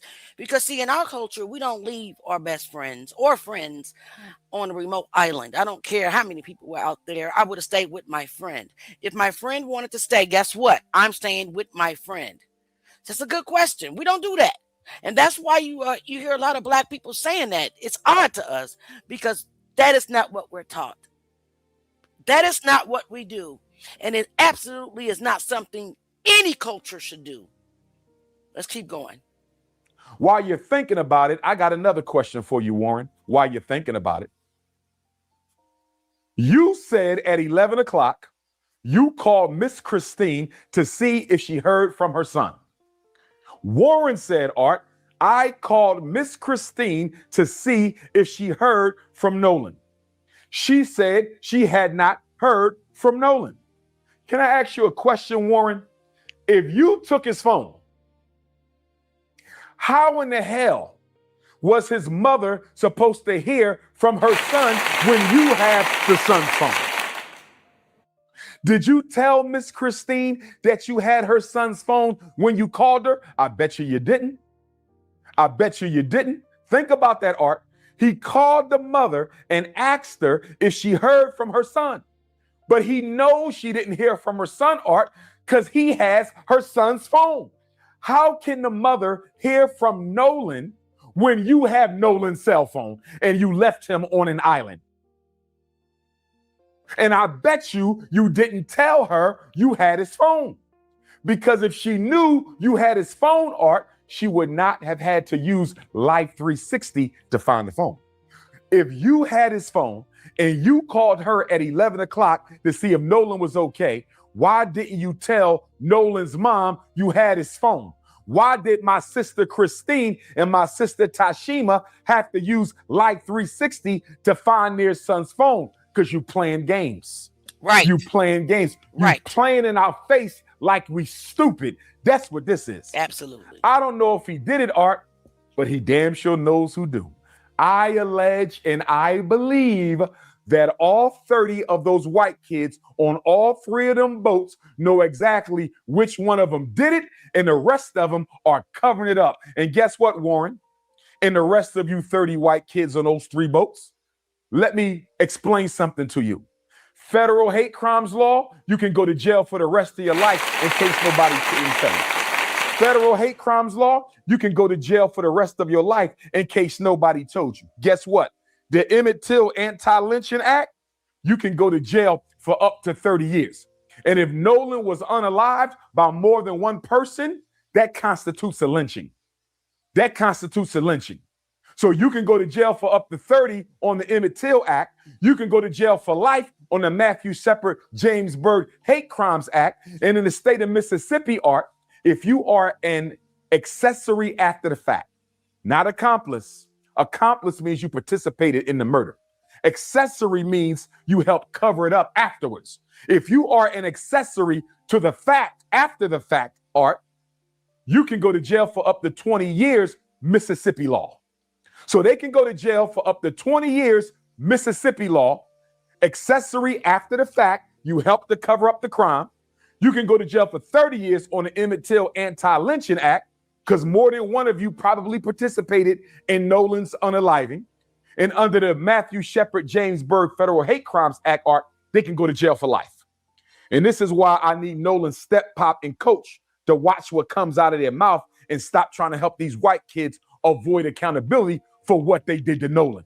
Because if the tables were turned, white folks are not going to try to help your child avoid any accountability. So stop the now. Another question I have for Carmelo Warren. Anthony. You said you and Nolan been friends since 8th grade. Since 8th grade, Art. But Sister Christine says she don't know none of them kids really, Art. She don't know them white kids. So help me understand how you are Nolan's best friend, friends since 8th grade. You called him your brother. Y'all spent the night together July the 3rd, the morning before y'all went to White Devil's Horn Island. And his mother don't even know who you are. And you said out your own mouth that y'all never hung out at Nolan's house. So how are y'all best friends? I had best friends growing up, Art. My mother knew who they were. Who has a best friend that they mom don't know about? Help me understand that. A best friend Nobody. And the mom don't know him, it sounds suspicious. Why didn't you tell Miss Christine you had her son's cell phone when you called and asked if she heard from him? Art, as far as I'm concerned, there's probable cause he has something to do with this. Art, I'm holding her son's cell phone. I left him on the island. I took his keys and phone. And I'm on the phone with the mom. I got his phone, but I'm calling his mother at 11 o'clock. Have you heard from your son? And I'm holding her son's cell phone and I don't even tell her. Art, this ain't making no sense. This ain't making no sense. And I want to know from Sheriff John Ledbetter, Art, Jackson County Sheriff, you don't have probable cause just off of that alone? Somebody calls somebody's mom asking if she heard from him while they have their phone and left him stranded on the island. And if you care so much about Nolan, Art, if he cares so much about Nolan, the so-called white best friend, Art, why did you wait till 11 o'clock? Y'all left the island 4:30. Y'all left the island 4:30. If you care so much about Nolan, why are you not calling his mother until 11 o'clock? It's pitch black outside at 11 o'clock, Art. It's pitch black. It's almost midnight, and you wait till 11 o'clock to call his mom and ask her if she heard from her son, but he's supposed to be your brother and best friend. Listen here, Warren. I was born at night, but I wasn't born last night. I was born at night, but I wasn't born last night. And then I have a question for his dad too, Art. I don't know if you know this, but his dad has started an online fundraising platform for Warren and two of his friends. I think they raised $160,000 so far. $160,000. Nobody has been arrested. Nobody has received a warrant. Nobody has been indicted. Nobody has been charged. Art, if you are innocent, why are you raising money online? You ain't been charged with a crime at all. The state of Mississippi is doing everything they can to make sure y'all don't get charged with anything. So why are you raising money online? Why did y'all cancel your social media? Why are y'all lawyering up? They hired Donald Trump's lawyer, Art. One of Donald Trump's lawyers is now the three of their lawyers. If you innocent, what you need Donald Trump's lawyer for? If you're innocent, what you raising $160,000 for? It sounds like y'all getting ready to defend yourselves. That's what it sounds like to me. It sounds like y'all think the truth is going to get out really, really soon, and y'all want to be prepared for it. Again, Art. I thought about that. When they lawyered up and then their lawyers went to the island along with Warren, I believe it was Warren and Jax. It may be a different friend of theirs. I believe they was going to allegedly destroy possible evidence from on the island or hide evidence on the island or double check. Why are they raising money for real? What's the point? Are you getting ready for a defense? That is an excellent question and one that must be weighed. So let's keep going. I'm not saying he did it, but I definitely believe he knows who do. Now, we're going to get to this call. But before we get to this call, Art, I want to ask a question to Benjamin Crump. Attorney Benjamin Crump. I met him twice, Art. I met Benjamin Crump the day before I graduated with my doctorate at an Urban League conference in New Orleans. I presented at a workshop at the Urban League conference in New Orleans. This is July of 2012.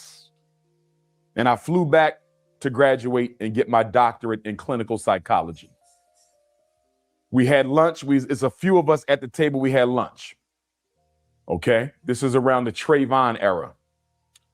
And then I met Benjamin Crump again at HBCU Delaware State University about 3 or 4 years ago at the Black Farmers Conference that was put on by one of the Black professors there. She invited me to keynote the luncheon, and she switched me out at the last minute for Attorney Benjamin Crump.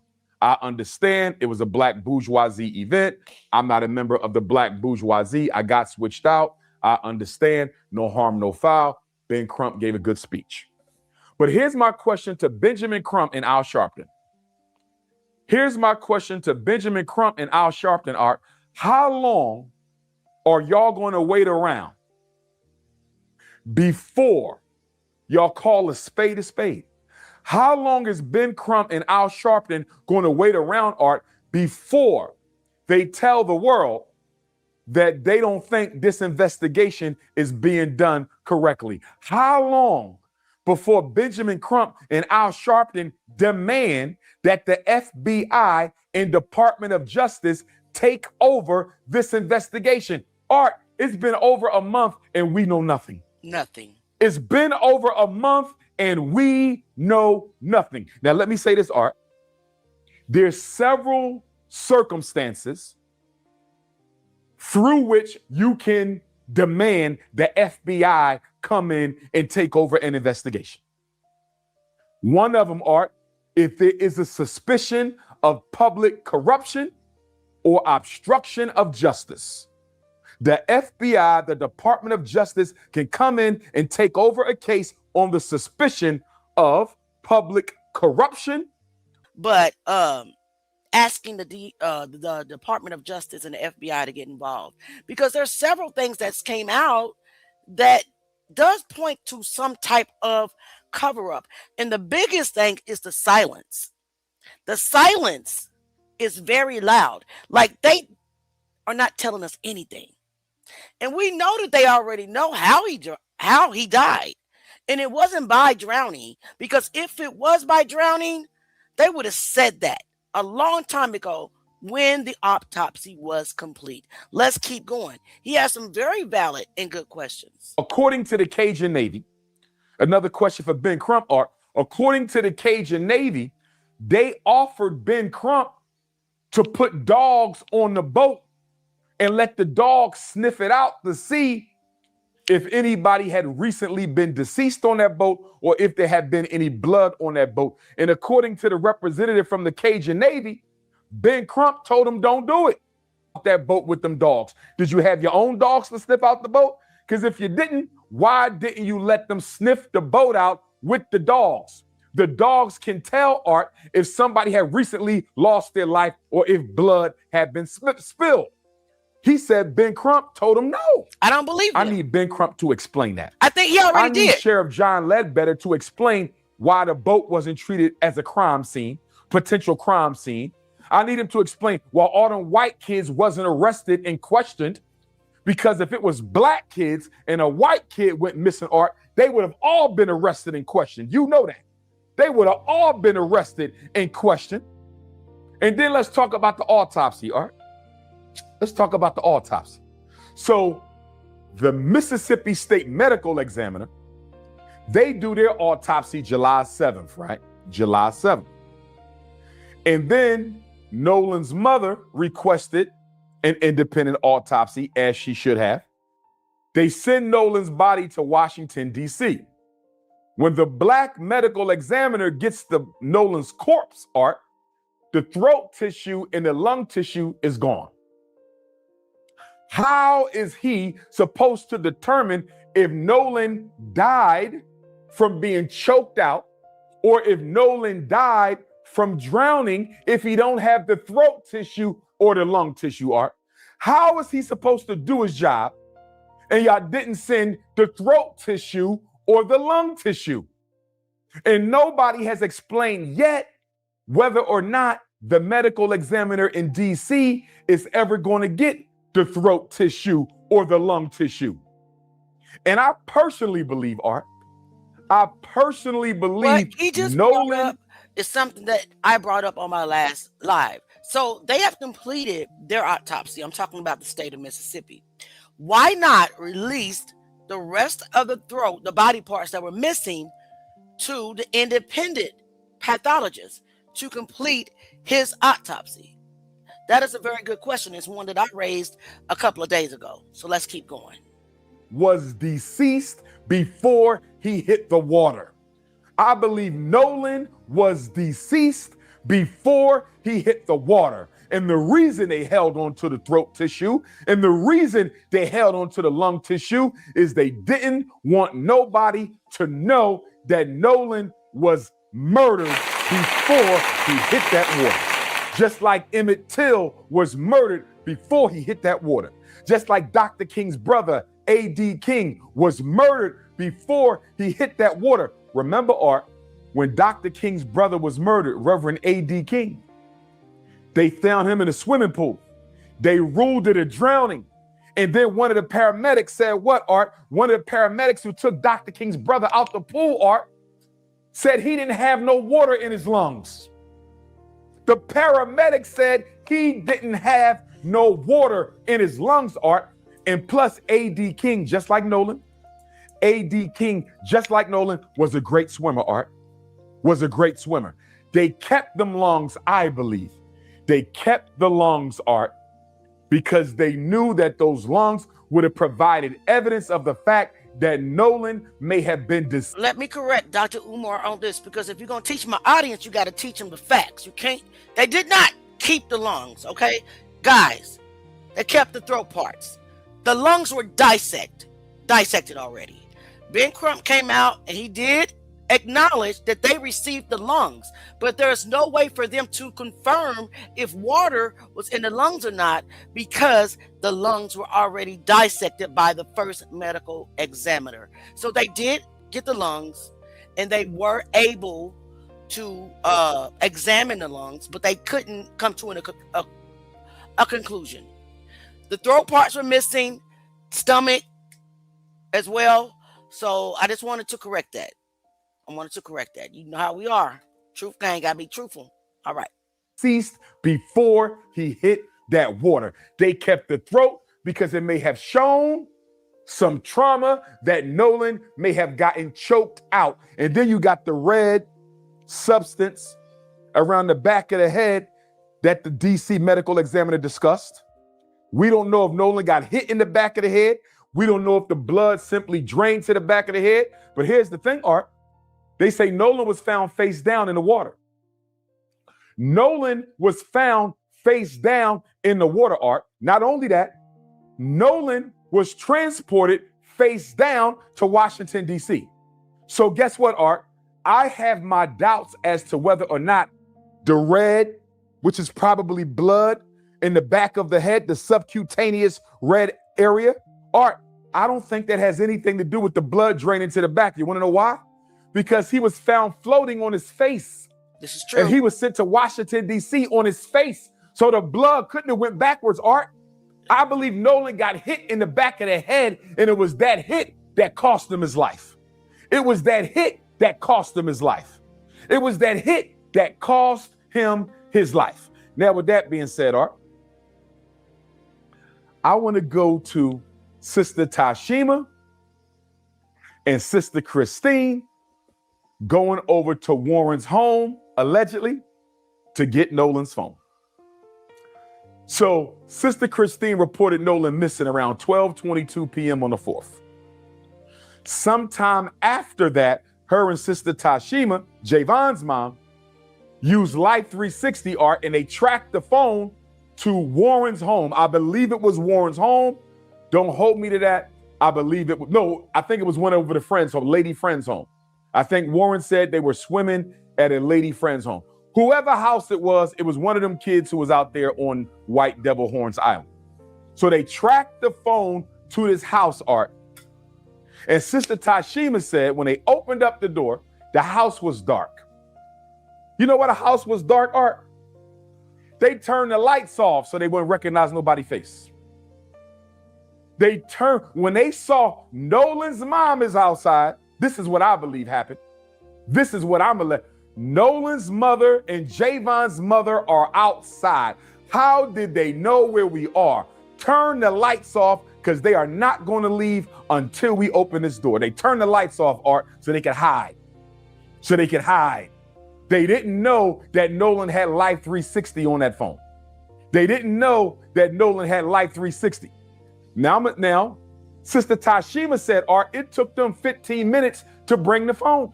Right. Art, she said it took them 15 minutes. You know why? Because they was deleting his Snapchat accounts. That's why, Art. It took them 15 minutes to bring the phone because they were deleting Nolan's Snapchat account. And they also needed to make sure they had their story straight in case Sister Christine and Sister Tashima had any more questions, Art. That's what was going on. Mm-hmm. But let me say this to Sister Christine and Sister Tashima. My beautiful African sisters, Don't you ever again in your life go to a home at that time of night by yourself without no men. Brother Elmore should have been with y'all. You are in Mississippi. You don't know who would have been in that house. You don't know what type of racist rednecks could have came out there and attacked you guys, and y'all could have ended up missing just like Nolan. And once again, they would have said they never saw y'all. And once again, they would have said that they never saw y'all. So please don't do that again. I know you was looking for your son. I know you was helping your girlfriend look for her son. But don't y'all ever pull up at no white people's house you don't know after midnight. Don't you do that no more, ladies. Bring a couple alpha males with you. Bring Brother Elmore with you next time. But this is what I wish they would have done, Art. Let me tell you what I wish they would have done. When Sister Tashima and Sister Christine got to that house, Art, I wish they would not have told them they knew the phone was in there. Stay with me, Art. I wish they would have not told them they knew the phone. They should have played it off, Art. They should have said, we want to know if anybody has seen Nolan. We haven't heard from him since he went with y'all to White Devil's Horn Island. And they would have said, we ain't heard from him, Art.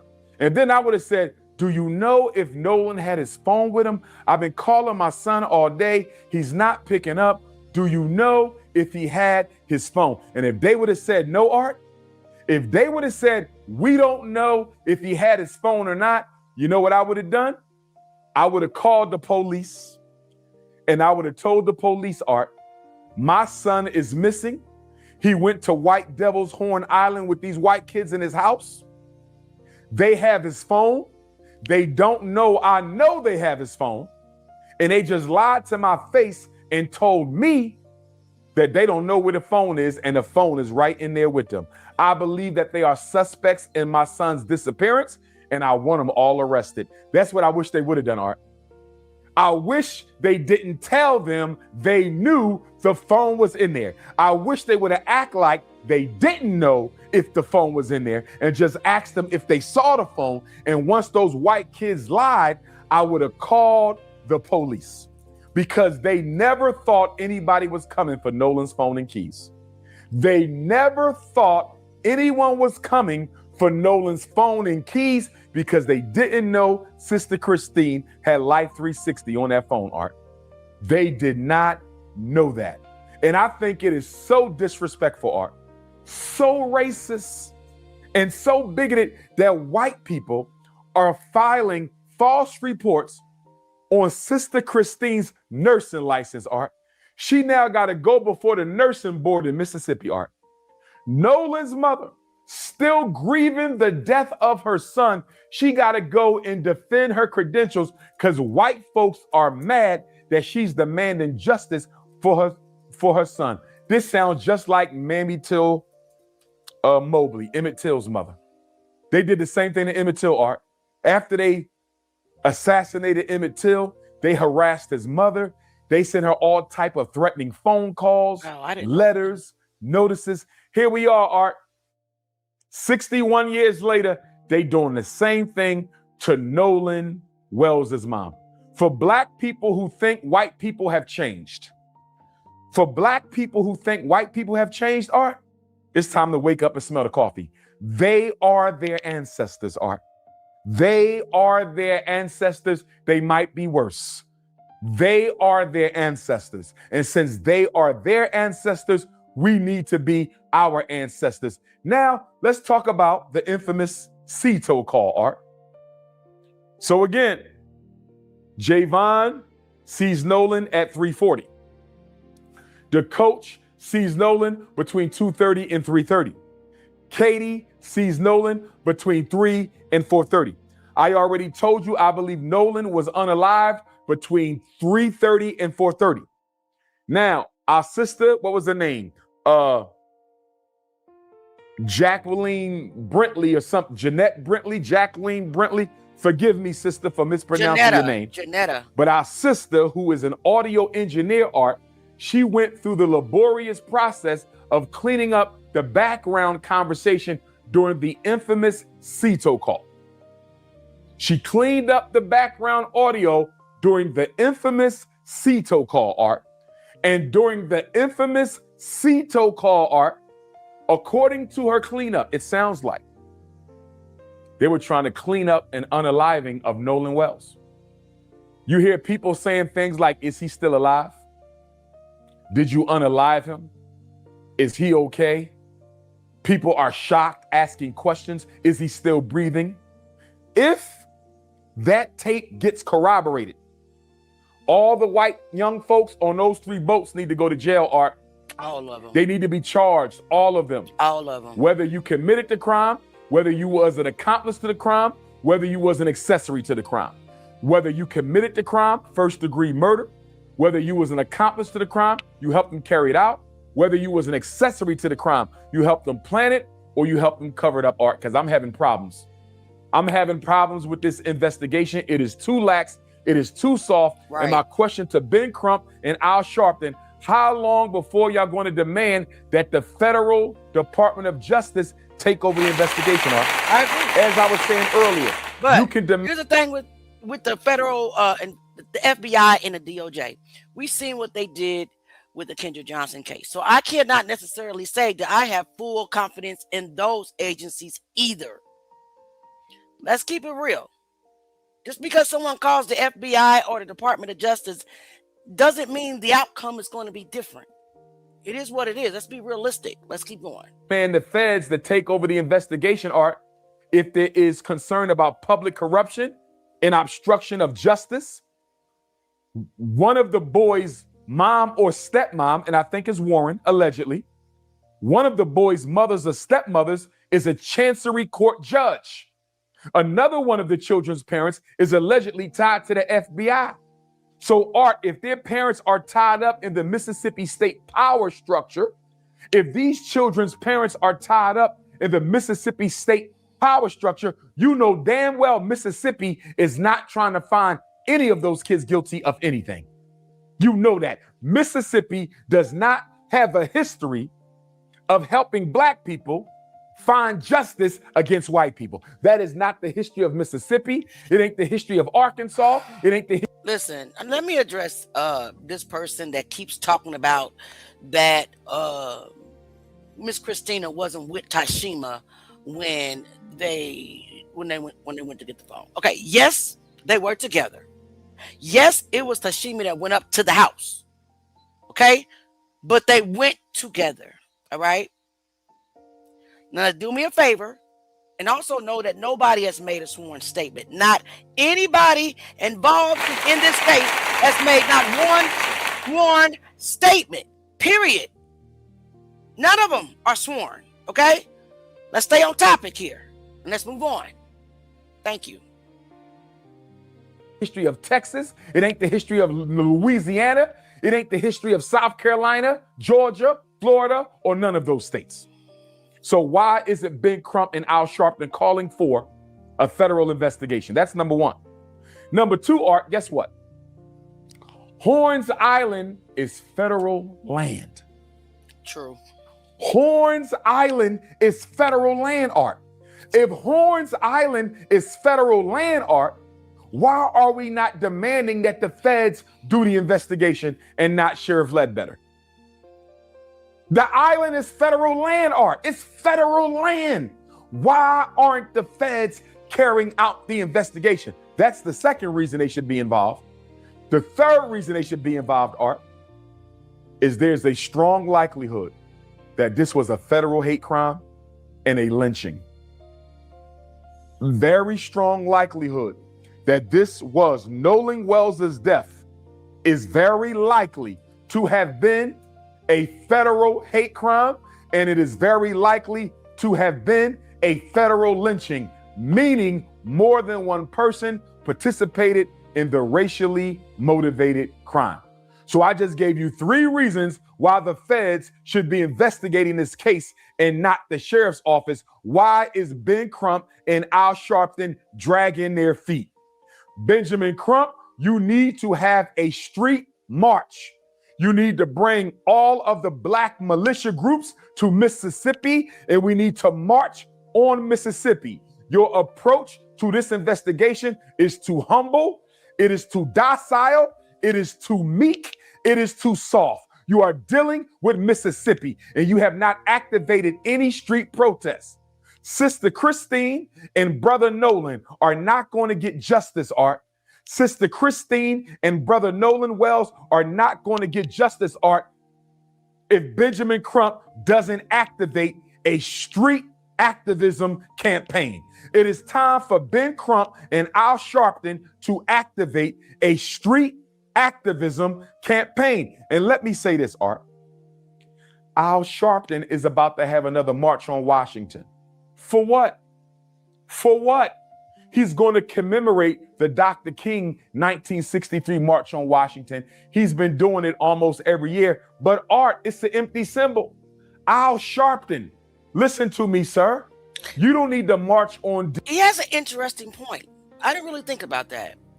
Even when others were going down there to march, it was kind of a separation, if that makes sense. When activists were going to Mississippi to march for justice for Nolan Wells, it was a separate, it was like they distanced themselves from the activists. So that's a good point. Let's be real. That's a good point. Why are we not marching for Nolan for answers? Just saying. DC, we don't need another empty, meaningless Democratic Party sponsored march in Washington, D.C. We need you to switch that march, Art. Al Sharpton, if he cares about justice for Black Mississippi, if Al Sharpton cares about justice for Black Mississippi, Art, he will switch the march from D.C. to Mississippi. Al Sharpton needs to switch the march from Washington, D.C. to Mississippi. And it should be 4 days, Art. It should be 4 days, Art. We should march in Senatobia, Mississippi one day for baby Cohen, who was shot and murdered by the police in the Walmart parking lot.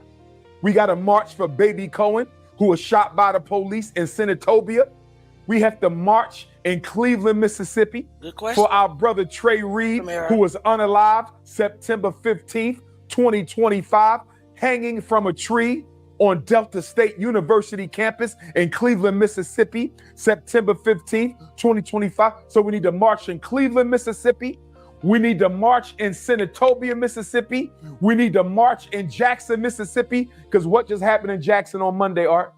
A Black woman, 28, 29 years old, Tasia Fortune, was found hanging from a tree. Monday, Art, 4 days ago, a Black woman was found hanging from a tree in Jackson, Mississippi. And check this out, Art. They said her corpse, her body, had been hanging from the tree for 3 to 4 days, Art. 3 to 4 days, her body was hanging. It gets worse, Art. It gets worse. They said they had to use a ladder. They had to use a ladder to go up on the tree and get our sister Tasia down. And guess what the Mississippi State Medical Examiner ruled it, Art? Guess what she ruled it? Nothing yet. The same thing she ruled Trey Reed's death as: suicide. Okay, so that is not true. They have not ruled Tasia Fortune's death a suicide.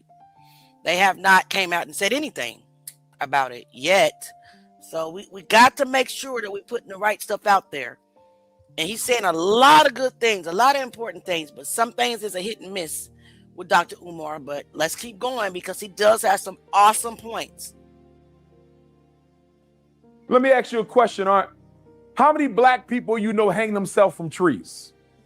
I don't know no Black person who have ever taken their life by hanging themselves from a tree. In fact, it's almost impossible to hang yourself from a tree. In fact, Black people have been hung from trees by white people for over 200 years. So you mean to tell me the very method that has been used to take our lives at the hands of white people, we are now taking the method ourselves, Art. We are now taking the method ourselves, Art, and we're going to hang ourselves with a noose the same way white people used to hang our ancestors? Who does that make sense to? That don't make no damn sense. So now all of a sudden, when black people want to take their life, we're going to go outside, get a noose, and hang ourselves suspended from a tree. That's nonsense. In the Mississippi State Medical Examiner, Art, every time a black person is found hanging in Mississippi, she wants to rule it a suicide. You know why, Art? If you rule it a suicide, you don't have to investigate. If you rule it a suicide, you can close the case and you don't have to invest. Taco. All right, let me address you real quick, Taco. Where's your comment? Just real quick. Sometimes it's an accident. Sometimes the comments are moving too fast. And if I click on somebody or one of my moderators click on somebody, we sometimes click on the wrong person because it's by the time we hit the button, it's moved to the next person. So it could have very well been an accident, okay, brother or sister? But I am going to ask everybody, and I mean everybody, to stay respectful in the comments, please. If you're going to curse, spell your curse words wrong. Please keep your racial slurs out of the comments. Thank you. Let's keep going. The gate.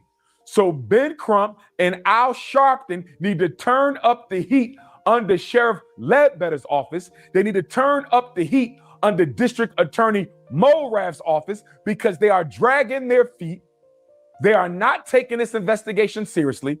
It is too quiet. We don't know anything. Sister Christine don't know anything after 30 days, and Ben Crump and Al Sharpton need to go to the streets. Since you like to march every year in Washington, D.C., Al Sharpton, why don't you bring your behind to Mississippi and march? We need to march in Senatobia. We need to march in Cleveland, Mississippi. We need to march in Jackson for Sister Tasia Fortune. And we need to march in Ocean Springs for Brother Nolan Wells. And check this out, Art.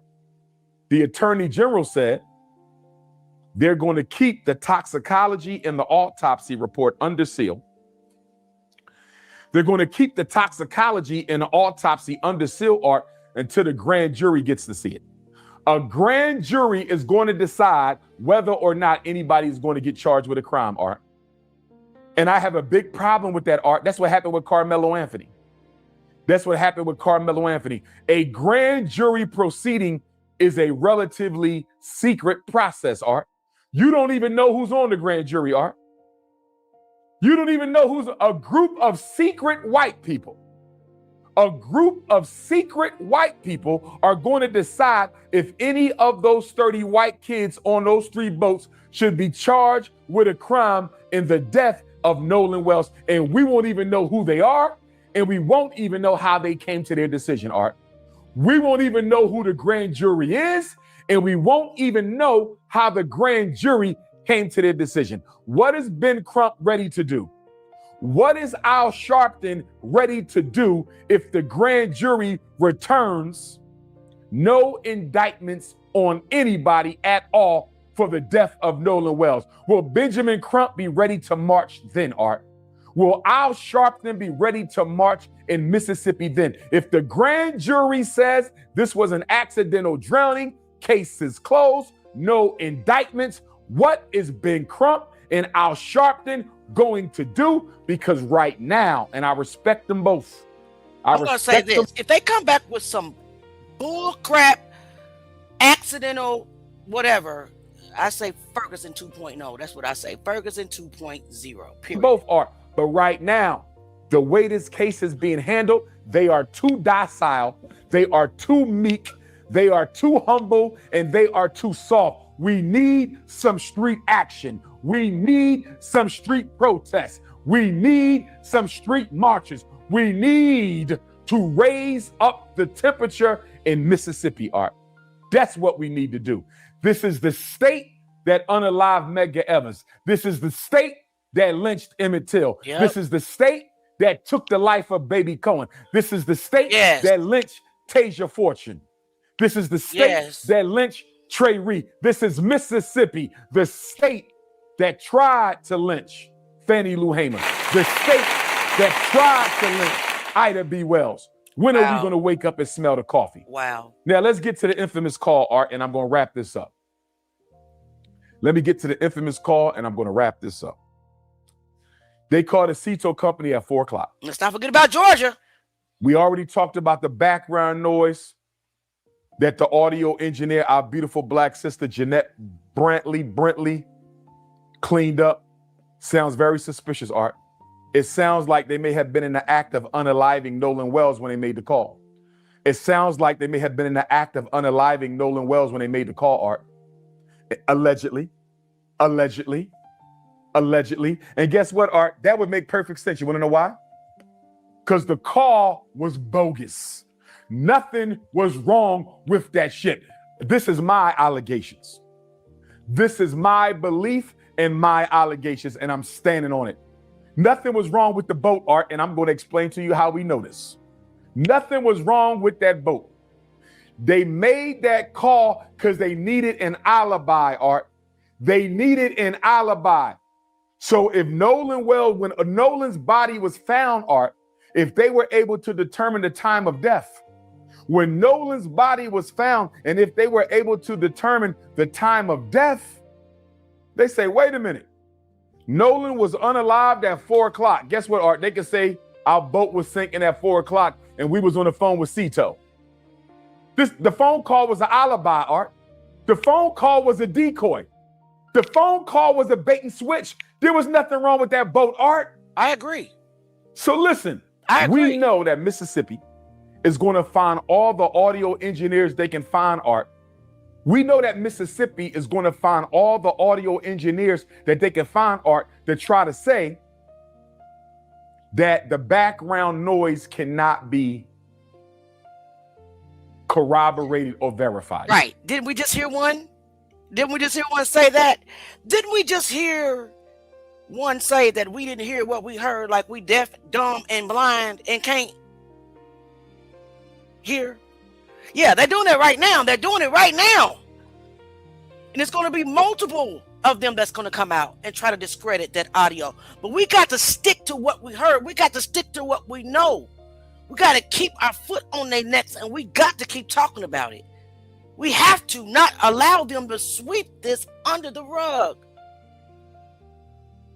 All right, let's finish this up so we can get to the next clip.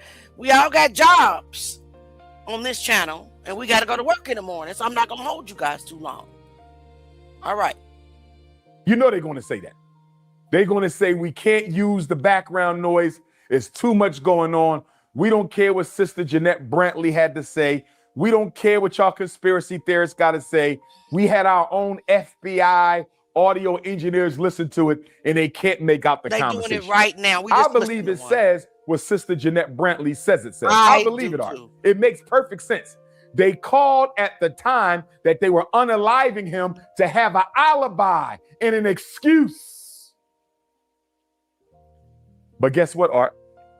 Even if they throw out the background noise, I believe we still have probable cause to arrest all 30 of those white kids. And I'm going to tell you why, Art. Let's listen to the conversation, Art. Let's listen to the conversation. He calls the operator on Cito. The operator says, how can I help you? And I'm paraphrasing. He says, our boat is sinking and we need a tow. She says, how much water are you in? He says, we're in 17 feet of water. No. We in 31 feet of water. Art, there's a big difference between 17 and 31. There's a big difference between 17 and 31. Why don't you know if you are in roughly 17 feet of water? And why don't you know if you are in roughly 31 feet of water? You are on the boat all the time. This is what they do, Art. They boat all the time. They go to Horn Island all the time. Why don't you know if you're in 17 foot of water or 31 foot of water? 31 foot of water. But Art, it gets better than this, Art. It gets better. The Cito operator, Art, says, do you want me to call the Coast Guard? Do you want me to call the Coast Guard? Guess what he said? We don't need the Coast Guard. Art, if your boat is sinking, do you care who comes to rescue you? No. If your boat is sinking, if I'm sinking in 31 feet of water, you can call the Coast Guard. You can call the aliens. You can call the Snow Bunny boat. You can call whoever you want to call if my boat is sinking. He told the operator, we don't need the Coast Guard.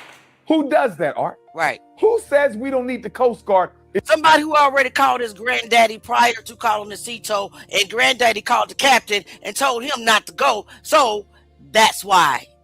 That's who don't need it.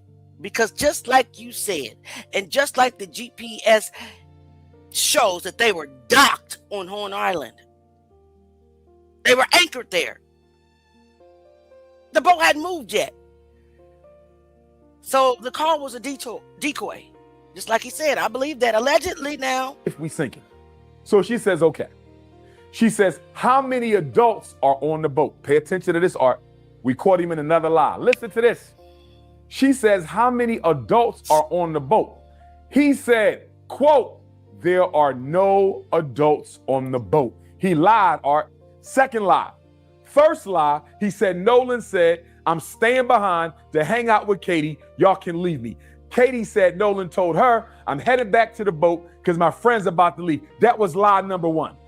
That was lie number one. You lied and said Nolan said he was going to stay behind with Katie. That was a lie. Lie number two. The CTO operator asked you, how many adults are on the boat? He said there are no adults on the boat, Art. Why did he lie?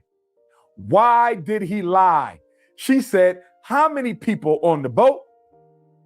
He said, everybody on the boat is under 21. Art, she said, that was not my question. Art, she begged him to tell her how many people are on the boat. She said, that's not my question. How many people are on the boat? She said, is anybody breathing on the boat? Yep. He said, a lot of people breathing on the boat. She said, is there anybody living on the boat? He said, yes, people are alive on the boat. Art, I would like to investigate her. She didn't do no crime. I want to know what made that operator say, is anybody breathing on the boat? What made her say, is anybody alive on the boat, Art? What did she hear in the background? Good question. What did that operator hear in the background to make her ask him, is anybody breathing on the boat? She heard what we heard. Nolan! Is he dead? Check his chest. Oh my God! Damn it, Bart! That's what she heard. Let's keep going. Allegedly. That don't sound like a regular question. And then she said, is anybody living on the boat? It's almost like she could feel something was going on. I would love to know if those were standard questions, Art. I would love to know if those were standard questions or if she had a hunch that something fishy was going on. Now check this out, Art. She asked him a third or fourth time.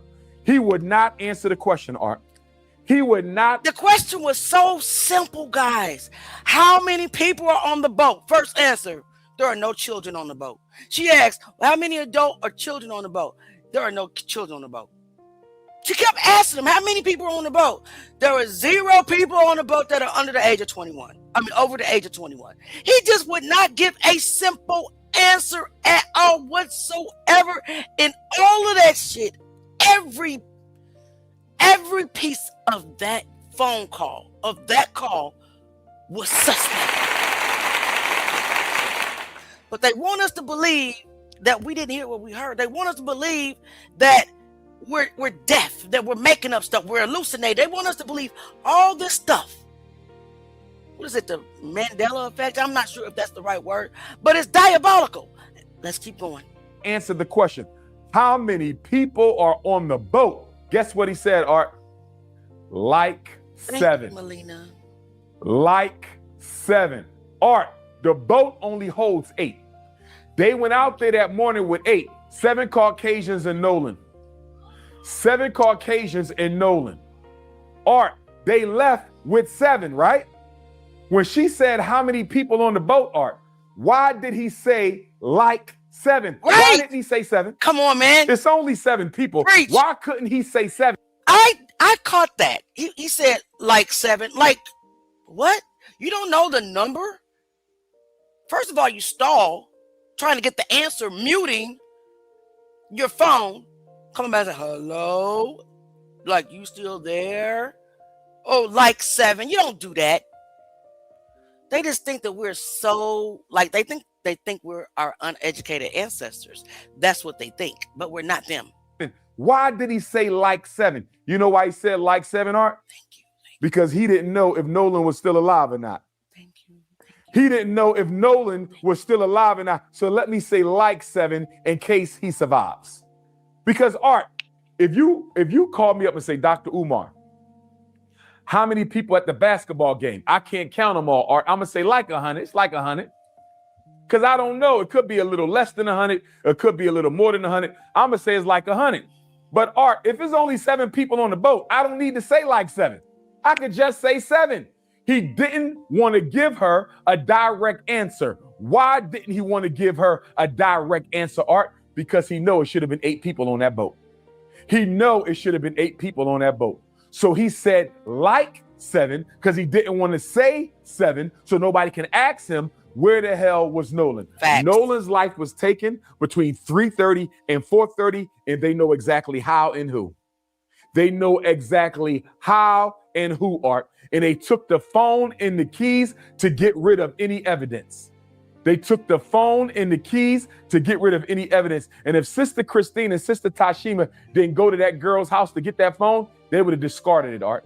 They were going to discard the keys in the phone and act like they never even had them either. Now, I'm going to give you this one piece, Art, and I'm going to leave it alone. I'm going to give you this one piece, Art, and I'm going to leave it alone. As I said, I'm very disappointed in the fact that Sheriff Ledbetter and District Attorney Morath are not investigating all 30 of those children. I'm disappointed that all 3 boats were not treated like a crime scene. Now, my primary theory, they unalived him on the boat, threw him over to make it look like a drowning. They unalived him on the boat or on land before they took off, threw him in the water to make it look like a drowning. But I'm going to say this to you, Art. I have another theory as well. I got 2 theories. That's my first theory. Let me give you my second theory and we're done on this. There's a strong chance, Art, that after they unalived Nolan, they held on to the body overnight and dumped it the next day, Art. Or they took the body to one of the other islands around Horn Island and dumped the body. And let me tell you why I believe this, Art. Let's go back to Emmett Till. Let's go to Emmett Till, Art. Emmett Till was unalived on August 28th. They bob-wired Emmett Till to a 75-pound cotton gin, 1955. August 28th, 1955, Emmett Till was unalived, and they bob-wired him to a 75-pound cotton gin and threw him in the Tallahatchie River. The Tallahatchie River, Art, is a freshwater river. Horn Island is on the Gulf of Mexico. It's salt water. Salt water is rougher and more active and more buoyant than fresh water, Art. Follow me on this. Emmett Till got thrown in the Tallahatchie, bob-wired to a 75-pound cotton gin, Art, and his body made it up to the surface on August the 31st. Even though he was tied to a 75-pound cotton gin in a river, his body floated up to the surface in 3 days, Art. Emmett Till was 14. Nolan Wells is 18.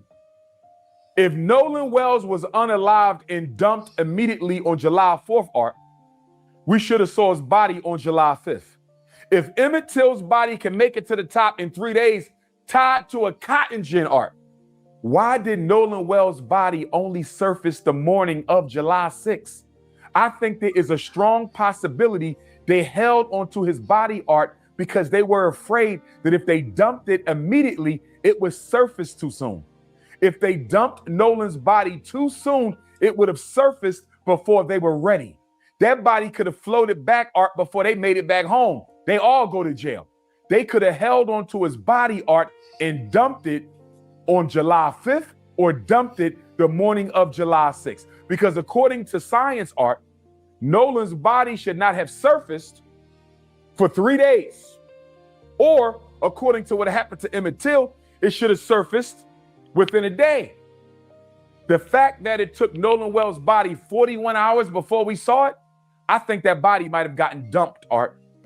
I think they might have held onto Nolan Wells' body and dumped it a day or two later. And that's why the other 2 boats are important to the investigation, Art. How do we know Nolan wasn't unalived on one boat and held on the second boat?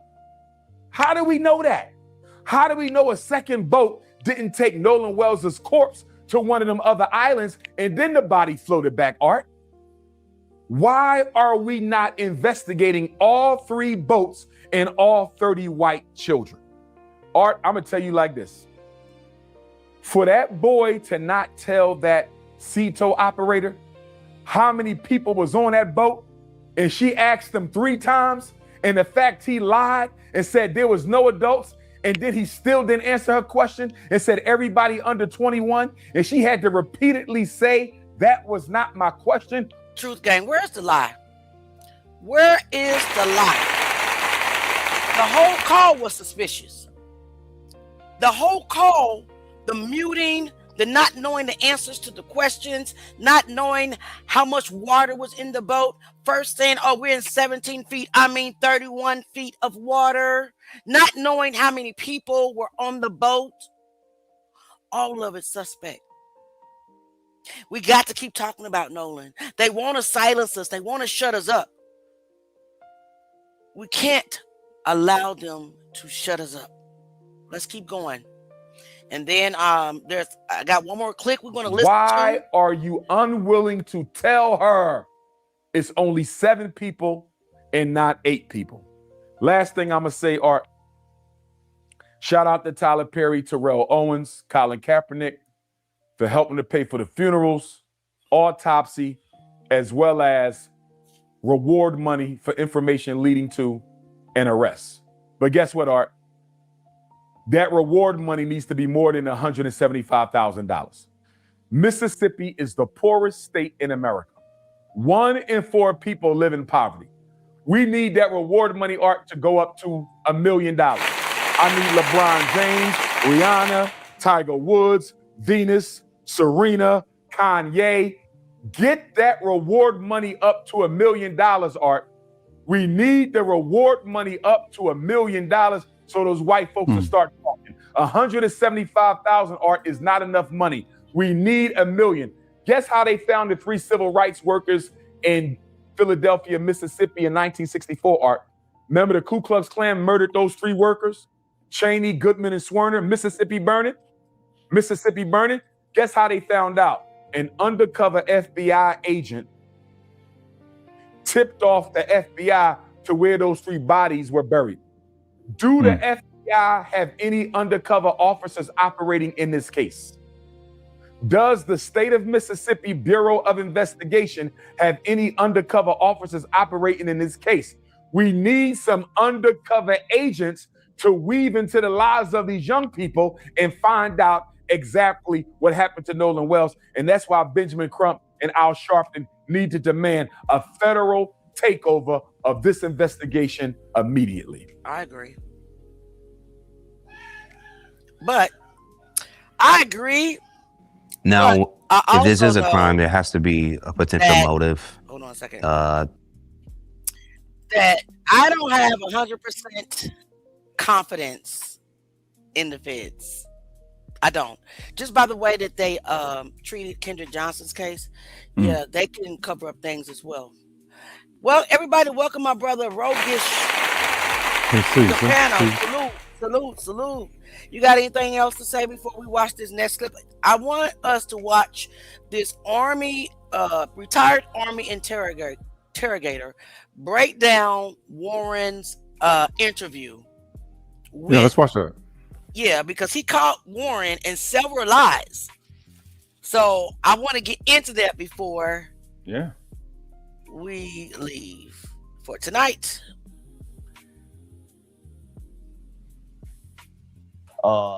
Nolan was sitting by the boat with that Katie girl. What? And No, hold on. Stop.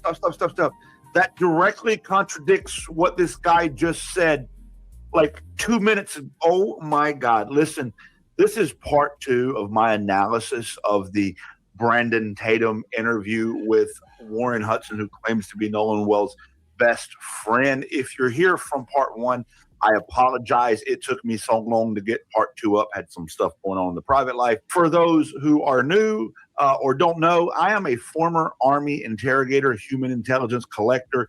I was trained by the United States government to analyze your language, body language, posture to identify deception. I did it in the real world through interrogations, through source operations, and through strategic debriefings. I've got tons of certifications. I'm an expert at this.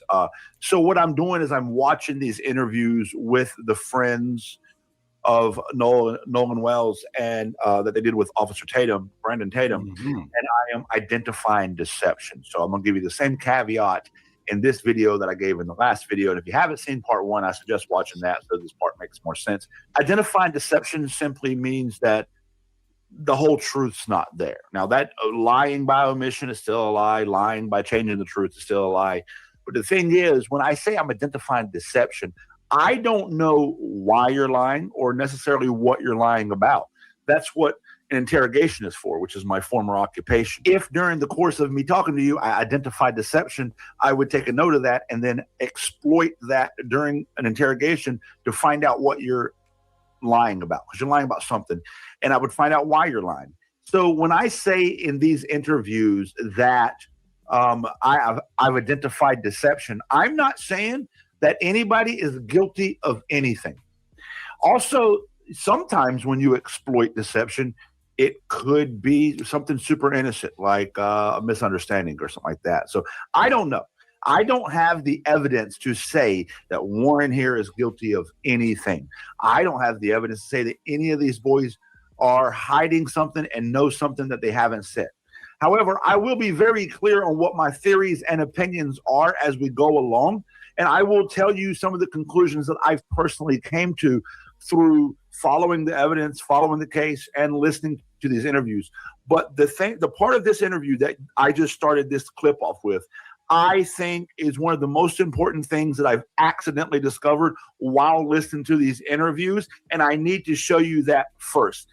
That clip I just showed is from part 3 of Officer Tatum, Brandon Tatum's sit down with Warren Hudson. He's the one who claimed to be Nolan Wells' best friend. If you watched my first part of me analyzing this interview, then you know I don't believe that he is being honest about the true nature of his friendship with Nolan Wells. He's saying he's his best friend, he's like a brother, but all of his language and how he tells the story and how he talks about Nolan, how he talks about everything, leads me to believe that it is an associative relationship.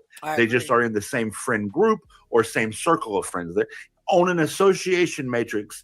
They can be correlated, but I don't think they're best friends like brother friends. I think that's overstating the relationship, and I find that to be a red flag. But what just happened, I find to be a massive red flag, and I think this needs to be looked into. So I'm going to start right here on part 3 of the Brandon Tatum interviews. Then I'll show you the other stuff that I wanted to show you anyway. If you like this type of content, if you like my video, please make sure you subscribe to the channel, like the video, all that fun shit, comment, whatever. Let me show you this really, really quick. Let me back up. So listen. And so you guys get ready to leave out of there, getting towed out. Yeah. And then where's Nolan in this situation? Well, Nolan was, the last time I saw Nolan was 3 o'clock.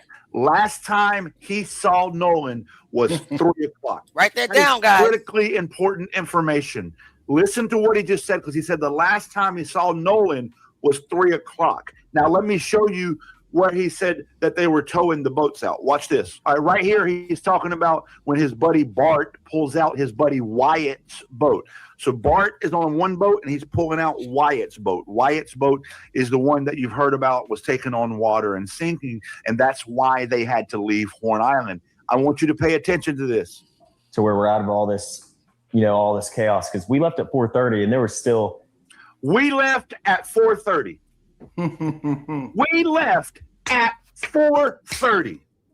This guy just said that the last time he saw Nolan was 3 o'clock. Very specific time. Now, how did he know it was 3 o'clock?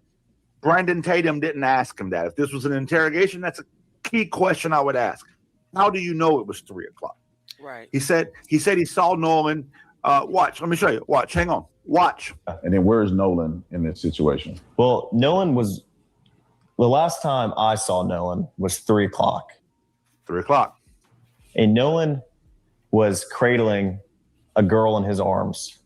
Katie. Katie. That's Katie McCormick that he's talking about. And she has not made a public statement to my knowledge. I looked to make sure I didn't miss anything. $1 million when she do. She has said that the information that she was with Nolan and Nolan chose to stay behind with her is inaccurate. She denies that information. So it's important to note that. Outside of analyzing what he's saying, it's important to note that Katie McCormick said that's not. Lanier, it says that your connection didn't come through. I see that you're trying to join the panel. Oh, you're there. Okay, let's keep going. Not true, but let's listen. This is at 3 o'clock. This happened at 3 o'clock. And Katie, Nolan was sitting there, and the last time I saw him, I looked at Nolan, and Nolan was like shaking his head, laughing, and I was like, "Dude, you see Brandon Tatum, like, just a boy hugging up on the girl. It's just what boys do." He wants to create this mood that he's just laughing because this is just. And one thing that was also odd is Warren knew Katie's name, so why is he saying that girl? Why isn't he just saying Katie's name? That doesn't make sense to me either. Let's keep going. You guys, welcome Lanier to the stage. Salute. Good evening. Good evening. Thank you so much for being here. So let's get back into it. Then we're going to talk about it, okay? Some teenagers trying to pick up a girl. That's the mood. Tatum, this whole thing's scripted by Tatum and the family. Crazy. I was like, in my opinion, that's the opinion I've drawn from this. Just joking with him. And, but anyway, Nolan, that was the last time I laid eyes on him. But when we were leaving, when we were leaving, so it would be 4:30 because he's already said we were leaving at 4:30. So he says he saw Nolan at 3 o'clock, cradling this girl in his arms, shaking his head or something. I couldn't see. They didn't show Warren on camera when he said he was shaking his head. And he said, "Oh, you crazy, bro." And then he says at 4:30 when they're leaving, this happened. Obviously, no one is getting left of the island that came with us unless they demanded to, be there and asked, this is a very common thing at Horn Island. When you're out there, a lot of people ride out there with someone and in with somebody else all the time. I've done that 100 times. But anyway, I'll talk about it. It's a very common thing, but Nolan was sitting by the boat. Nolan was sitting by the boat. How do you know, Warren, that Nolan was sitting by the boat? The last time you laid eyes on him was at 3 o'clock. It's now 4:30. This is your timeline. As I told you guys in the first part of this, building a timeline on the day of an event that's in question is the most important thing you can do when investigating / interrogating that event. Timeline is everything. At this part of the story, he's at 4:30. But he just said less than 2 minutes ago, that the last time he saw Nolan was 3 o'clock. With that Katie girl. And now he's telling you he was still with Katie. So Warren here is saying that Nolan was sitting by the boat with that Katie girl. Listen again without me interrupting. Out there with someone and in with somebody else all the time. I've done that 100 times. It's a very common thing, but Nolan was sitting by the boat with that Katie girl. And how do you know that? The last time you laid eyes, your exact words on him was 3 o'clock. You're now talking about 4:30. Now listen, what happens next? My buddy yelled for Nolan, get on the boat. We're leaving. Now, in the interest of honest analysis here, if they were both on the boat and he heard his buddy yelling at Nolan, not him, by the way. Warren wasn't yelling at Nolan. Even in his own story, he wasn't looking for Nolan or yelling for Nolan. And in the beginning of part 1 of the interview, he says, Nolan was like a brother to me. He was my best friend. More than a friend, though. He was like a brother to me. But Warren's not the one looking for Nolan, not the one yelling for Nolan. He don't even go over and lay eyes on him again, according to his own story that he's telling us. But he hears his buddy saying, "Hey, Nolan." So I do believe he could hear somebody screaming for Nolan and assume that Nolan is there. And so he might say, in response to my question here, if 3 o'clock was the last time you laid eyes on Nolan, how do you know he was sitting by the boat with Katie McCormick right now at 4:30? And he might say, well, I heard the conversation he had with my buddy Wyatt. That still don't fly with me. I got questions. The boat's having issues, and like no, he didn't say that, but he was panicking. Nolan, get the F on the boat. Get on the boat.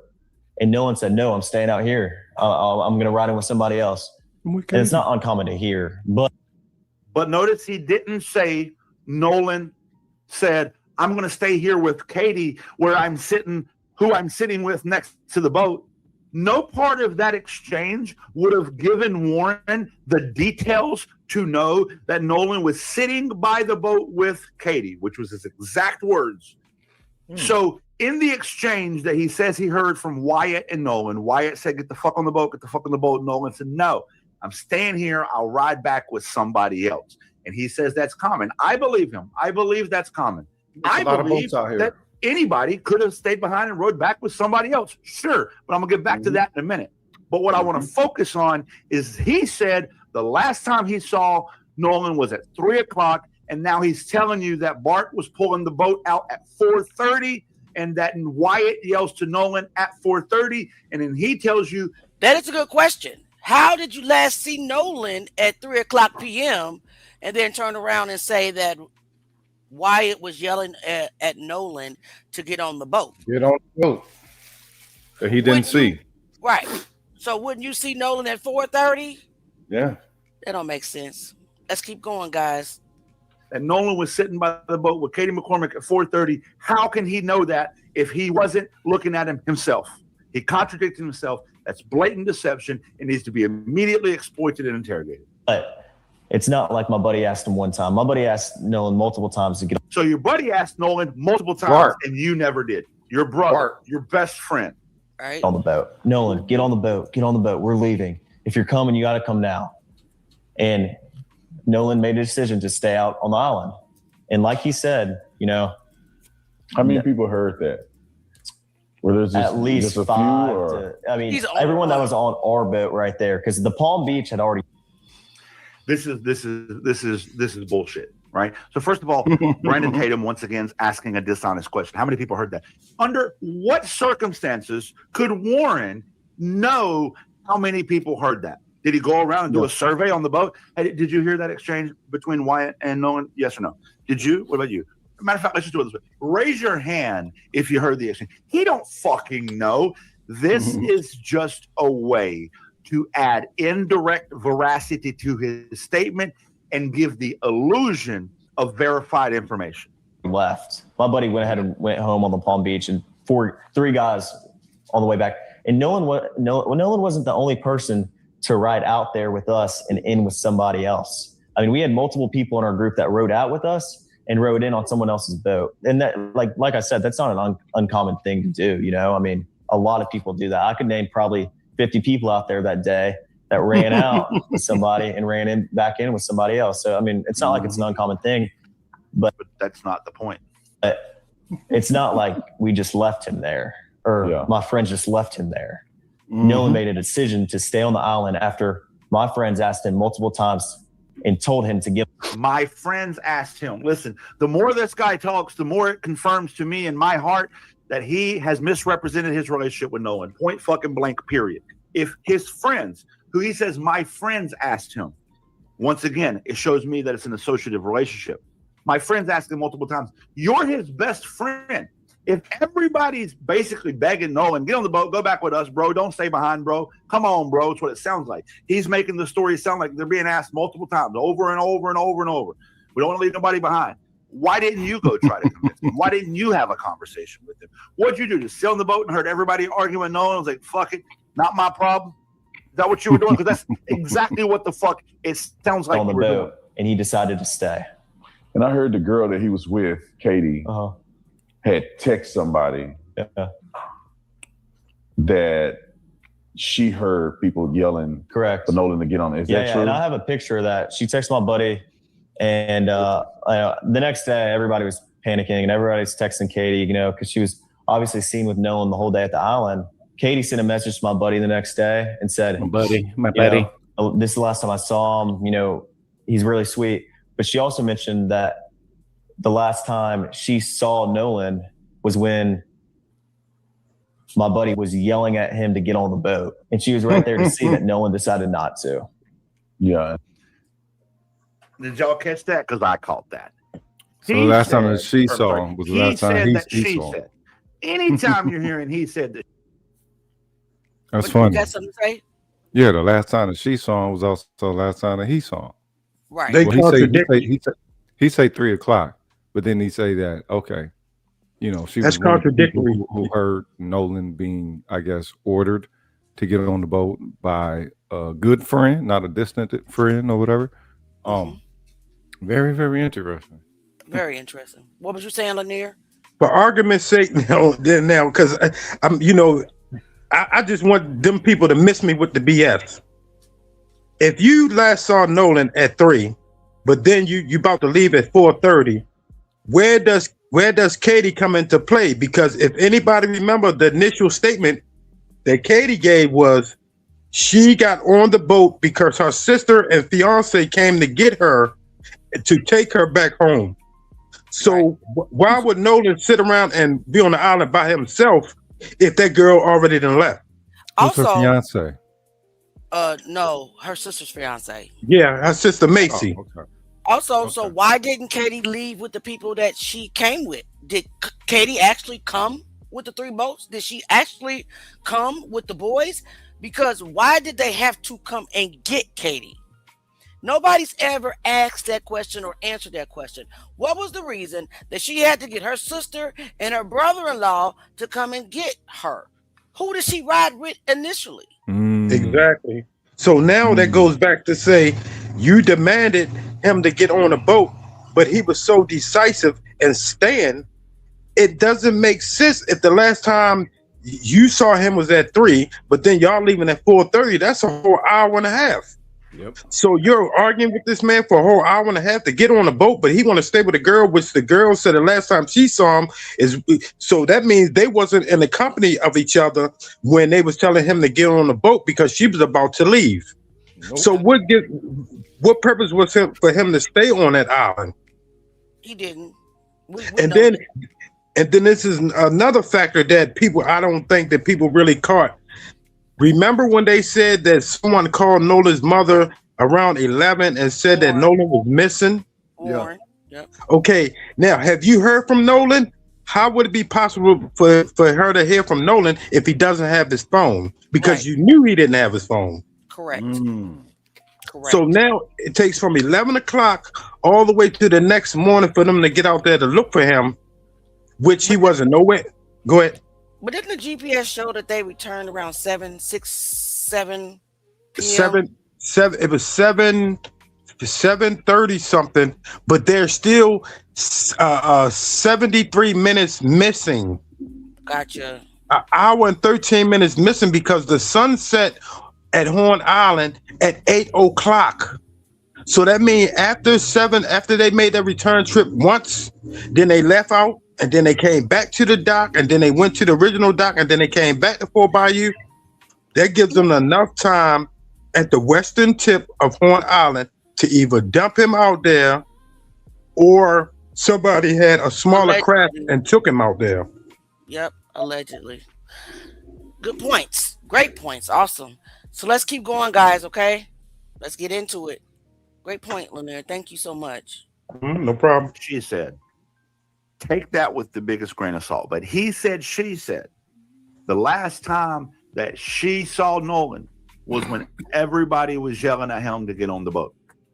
He just contradicted his own fucking statement a minute ago that Nolan said, I'm standing here with her. Well, if that's the last time that she said she was with him, then they didn't stay together. And let's go back to this previous thing that he keeps bringing up over and over and over again. It's so common for people to come to the island with one person and leave with another. I believe that. Why did Nolan not leave with anybody? Why are there no witnesses from 4:30 through the rest of the day that Nolan was still on the island?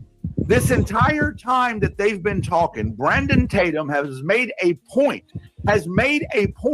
to talk about how many people were there. Thousands of people, boats as far as the eye can see, if you remember from part 1. In fact, I'm going to show you part 2 real quick, where Tatum and Warren go to the island and they make this big to-do about how many people are on the fucking island. I'm not going to watch the entire part 2 with you, because the majority of part 2 is Brandon Tatum 100% scripting this shit out to try to spin a fucking narrative. But I'm going to show you a couple highlights from it. But one thing you're going to notice is how they talk about how many fucking people were there and how common it is for people to ride back with other people. Then why did nobody see Nolan, and why did Nolan ask nobody for a ride? Right. If you're telling me that Nolan was beside the boat at 4:30, Wyatt was yelling for him, all your friends were yelling for him, not you though. You weren't yelling for him, your best friend, your brother. But And the lady, and Katie, you're telling me that Katie sent a text message saying that she saw him beside the boat for the last time when Wyatt was yelling for him. Then it sounds like to me the last known location is Nolan in the water by your boat as you're about to be towed off by Bart. That's what I take away from this, and I find that to be extremely important and, if not damning, information. Let me take you to part 2 real quick. Okay, this is part 2 of the Brandon Tatum interview with Warren Hudson. What he does, he goes out to Horn Island with Warren Hudson to show you that everybody got it wrong. That it wasn't just 4 people and Nolan Wells out on the boat and they just left him behind on an island. That might have been something somebody said early on when this case first broke. But it's been pretty common knowledge since the case broke that this was an island with a bunch of people on it on the 4th of July.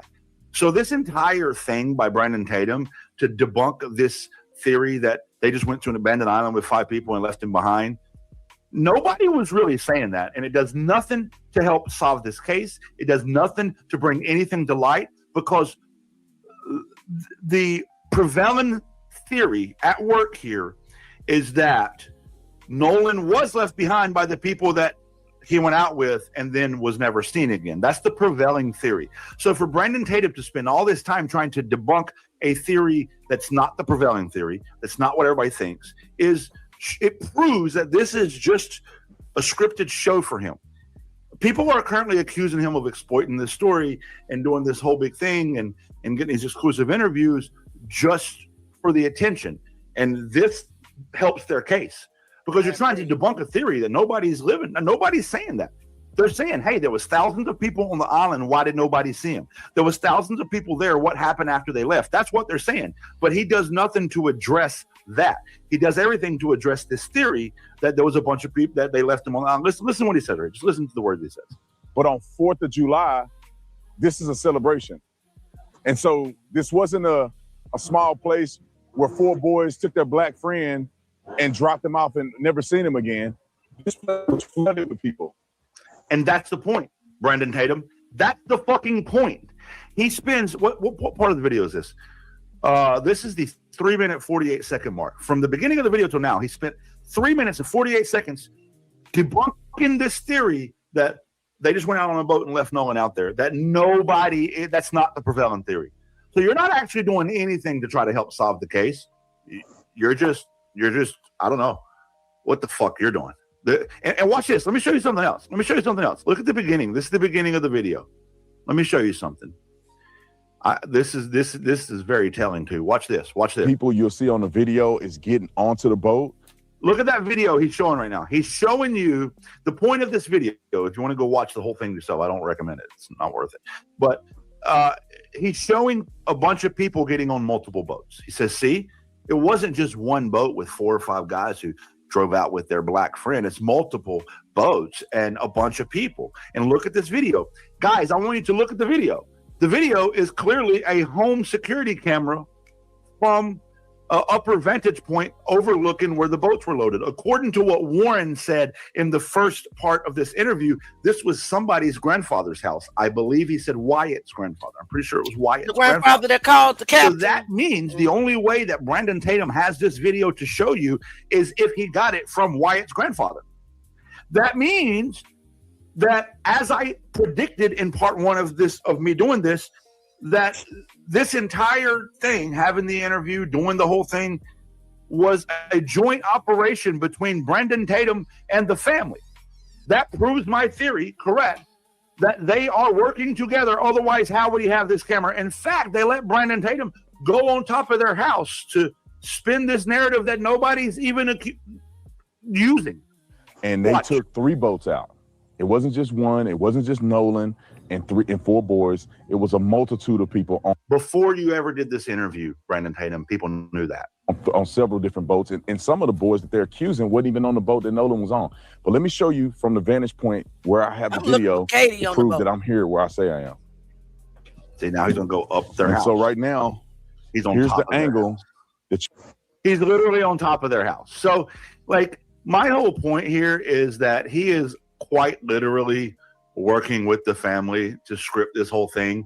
So if you ask why the hell would the judge let her son go on this show and do this interview? Because I guarantee mom's there. She's the judge. Warren's mom is the judge. I guarantee there's probably an attorney there. And I guarantee the judge and the attorney were there during the editing process too to decide what goes on and what doesn't.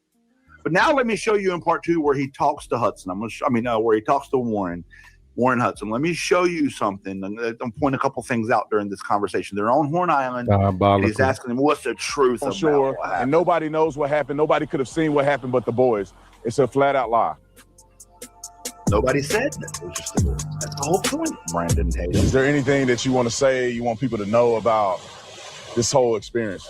Yeah, I mean, if someone's not from here, it's kind of hard to understand, where the island drops off and how the island works. But, there's plenty of people out here, especially on the 4th of July, this is where people come out to celebrate. And I mean, if you fill the water, you can see right here, Brandon, where it drops off. I mean, you can see literally where it drops off. So, I mean, it goes from about waist deep water, right? You can see it right here. I don't know if you can see my mouse. Can you see my mouse on the screen? But just below the horizon, you see where the water turns from like blue to this dark brown green. That's what they were. That's the drop off he's talking about. You can see the water's probably waist deep until there, then it drops off. There to neck deep. And that's important. And then it drops from neck deep all the way to like 17, 20 foot. I mean, if you remember in part 1, again, if you haven't watched part 1, go watch it. The video, a couple videos before this one, he talks about how when they parked their boat, I believe he said at the bow it was neck deep and at the stern it was waist deep, which means they were probably parked somewhere around that drop off. That's important. It's important because he mentioned it in the first interview almost without asking. Right here in this interview, Officer Tatum says, hey, is there anything you would like people to know? Which means it was a planned question. They planned it off camera. He said, I'm going to ask you this and you talk about this.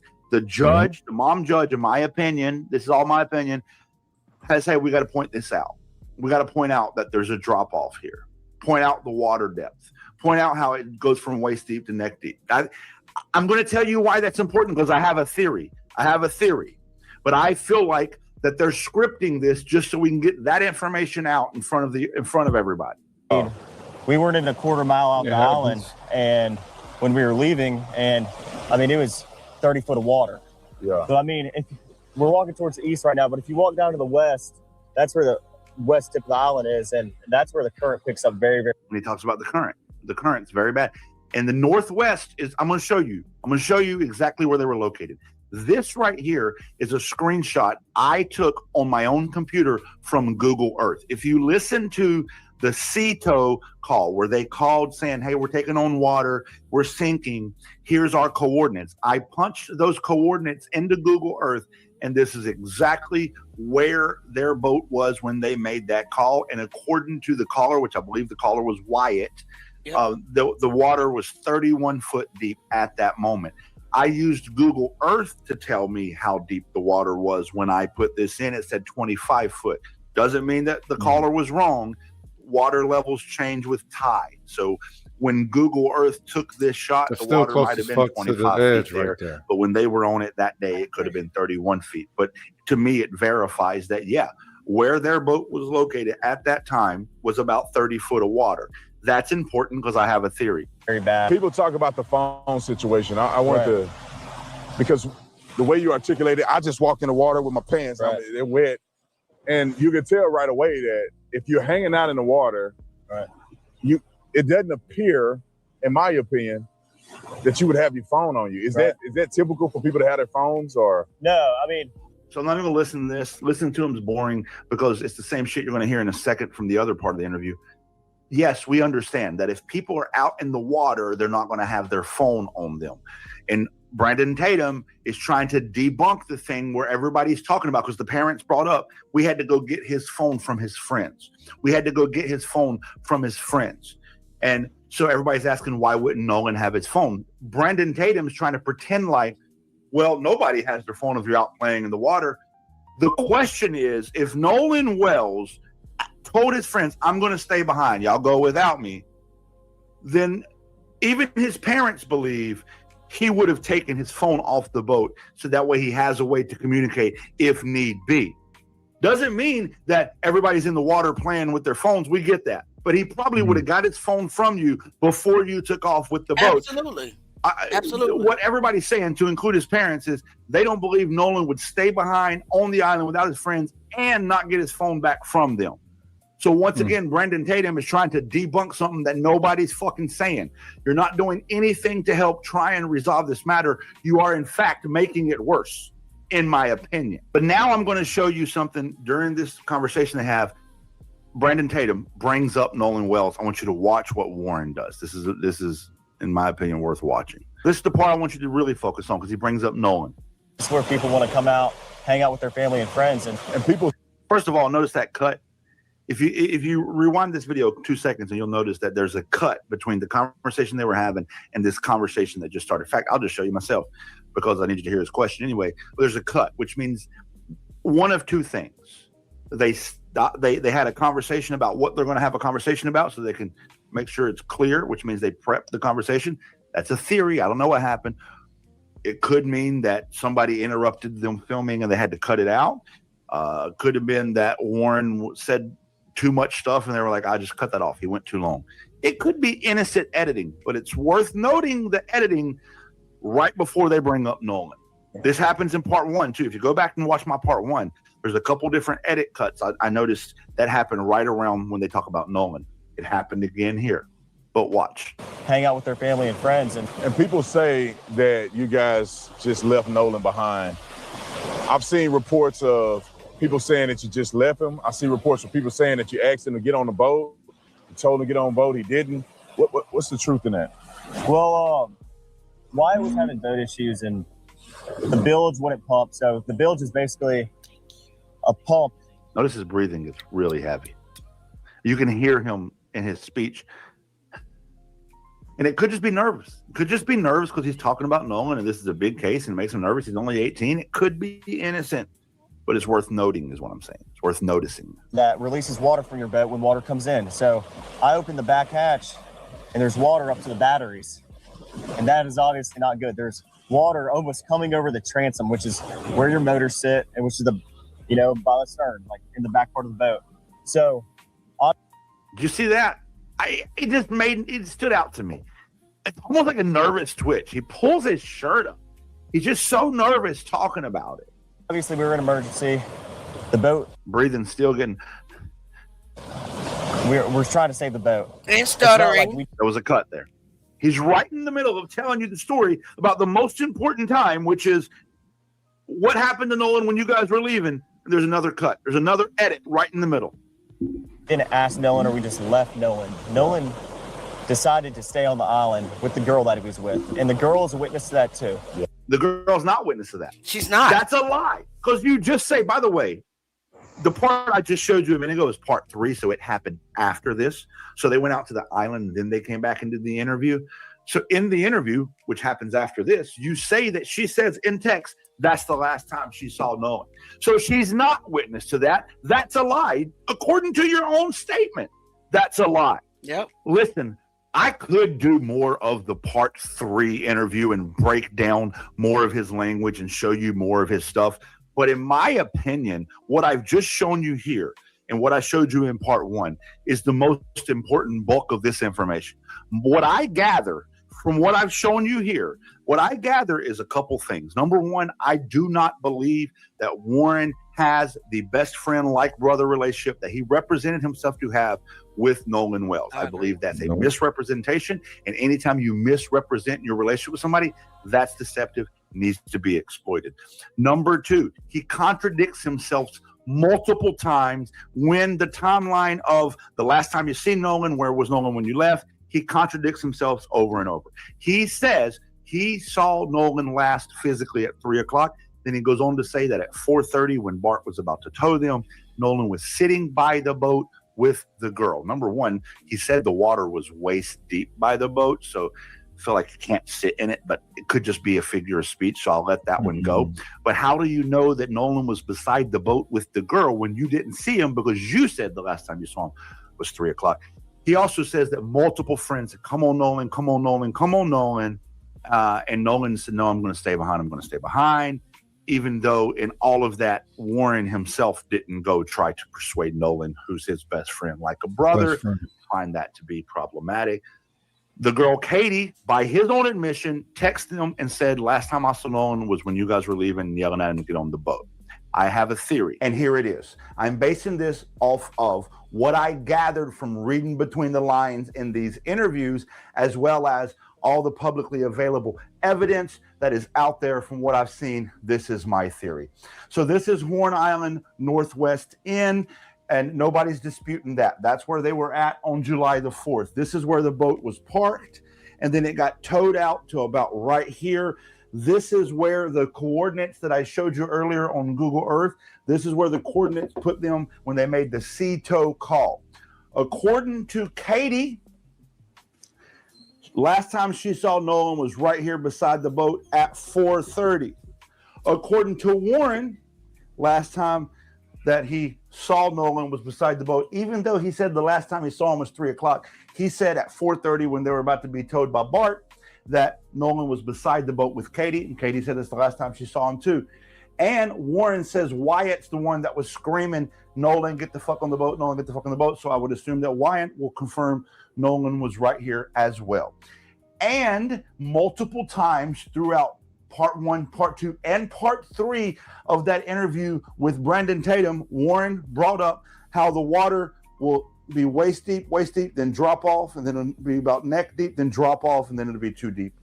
He brought up multiple times how the water gradually gets deeper and has sudden drop-offs. So this is my theory. All these guys are on the boat. They find out the boat's taking water, and they panic. This is Granddaddy's boat.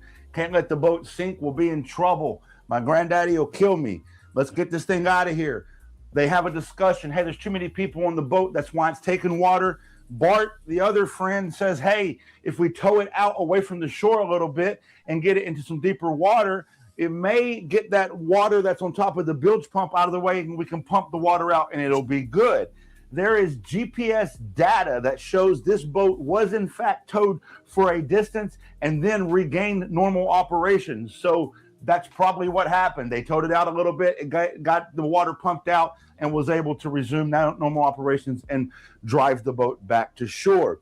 While everybody's trying to figure out what to do with the boat, Wyatt, it sounds like, or some other people were like, hey, everybody get on the boat, everybody get on the boat. Who's came with us? Nolan. Nolan was out there by the boat. Hey, Nolan, come on. We're taking on water. We get the fuck out of here. And so they start panicking and tell Bart, just pull us, just pull us. I think Nolan starts moving towards the boat starts moving away from him. By the time he realizes the boat's moving away from him, everybody said the current here at the northwest part of the island is very bad riptide current. I think at some point he couldn't get to the boat and he was too far out to turn around. and too far away from the boat to catch up with the boat. And I think the riptide got him. It could be they didn't see him, they didn't hear him, whatever. I don't know. This is a theory I have. I'm not trying to say anybody's guilty of anything, because it could have been they were panicking and towing the boat out, and he was trying to catch up with the boat, and there was a miscommunication because they're not very responsible people and they've been drinking alcohol. It could be any number of things. But let me tell you why, if I have this theory, why I feel comfortable saying this theory. Because when I listen to you speak in these interviews, your information doesn't match each other. Last time I saw him was at 3 o'clock, and then at 4:30 he was beside the boat. Well, that you contradicted each other. He said he was staying with Katie. Katie said he didn't stay with Katie. Katie said he didn't say he was going to stay with Katie. I think they're banking on maybe he said that at some point and somebody overheard it and they can use that. See, they heard him say it. I think they know he was going to get back on the boat and did not make sure he got back on the boat. And then in the panic to get the boat out of there, something along the line happened to Nolan. Did Nolan try to get on the boat and get hit with the rudder? I don't know. I haven't heard anything from the autopsy that would suggest that, so I can't believe that's what happened. Did Nolan try to get on the boat and like get bumped or knocked off? I don't know. But what I do know is that this family deserves the answers, and that after 4:30 p.m., everybody saw him beside the boat, but then nobody saw him again on the island. And you just got finished telling us that thousands of people were there on the island because on July 4th, everybody's on Horn Island. That's what you said. So why did nobody see him after 4:30? Also, why did he not ask somebody for a ride? In this interview, Warren said it's very his theory is plausible, right? It's plausible. That could be it. But it doesn't explain the Cito call. It doesn't explain the Nolan. Right. Is he dead? Right. Nolan, don't die. Right. I'm a discredit. I think that he's still beholden. He's still beholden to a certain kind of white accountability. Okay. He can't just outright call it what it is. The thing is, those holes right there stick out more than anything. If he drowned, if it was an accident, there would be no need to cover anything. Right. So the fact that you got all this evasiveness, if he is primarily culpable for his own death, then there you go. All right, say it, let that be known. But that's not. We're getting the runaround. No, we are. If he had drowned, if he had got caught in the rip current, he would have had some water in his lungs, right? They would have told us a long time ago that the cause of death is drowning. They would have said that a long time ago, right? It wouldn't be a secret what was in the autopsy, right? It wouldn't be a secret. They would come out and say it. We still got to send it to the grand jury to see if there's any foul play, accident, blah, blah, blah. However, this is what the autopsy showed, right? So I don't particularly believe he got caught in a rip current. I'm not saying that it couldn't happen either, because I don't know what happened. We don't know as a fact what happened. We have our ideas based off history. I'm gonna make a cultural assessment. I'm gonna definitely make that. And I mean, as far as I'm concerned, that is what should fly anyway. The fact that again, if this was reversed and you had this happen at the inkwell with a whole bunch of well-to-do black people, thousands, about 1,000 people out there well-to-do, and one pilgrim end up dead, nobody know what happened, you are not going to get the system to back up those black people like that just right off the bat. They would have been arrested the same day. There's not going to be any element to cover up. You're not going to cover up. They're going to scour everything that they need to right there. Names are going to be put out. It's going to be blasted all over the media, you know what I'm saying, mainstream media. Let's keep this 100. So I hold my cultural assessment and judgment as absolute in the same way that they would. If they can play around with people's lives, I can make sure that I don't you know what I'm saying, have our lives played with. Gotcha. And make the absolute assessment. I'm ready for finality anyway. Shit. I'm tired of all this ambiguity behind this. Thank my you so thing much. my thing is when they discovered his body, there's no way possible I believe he got hit by a rotor, because it would have been some type of damage besides, a bruises or whatever. He would have been cut or some kind of way from a rudder. Right. So there wasn't no physical damage to his body, only drowning. Because if we do remember what the park ranger said, when he found Nolan, he noticed something. Something wasn't right with the body. Well, first of all, it wasn't waterlogged, so it wasn't bloated, and that does not line up with the drowning.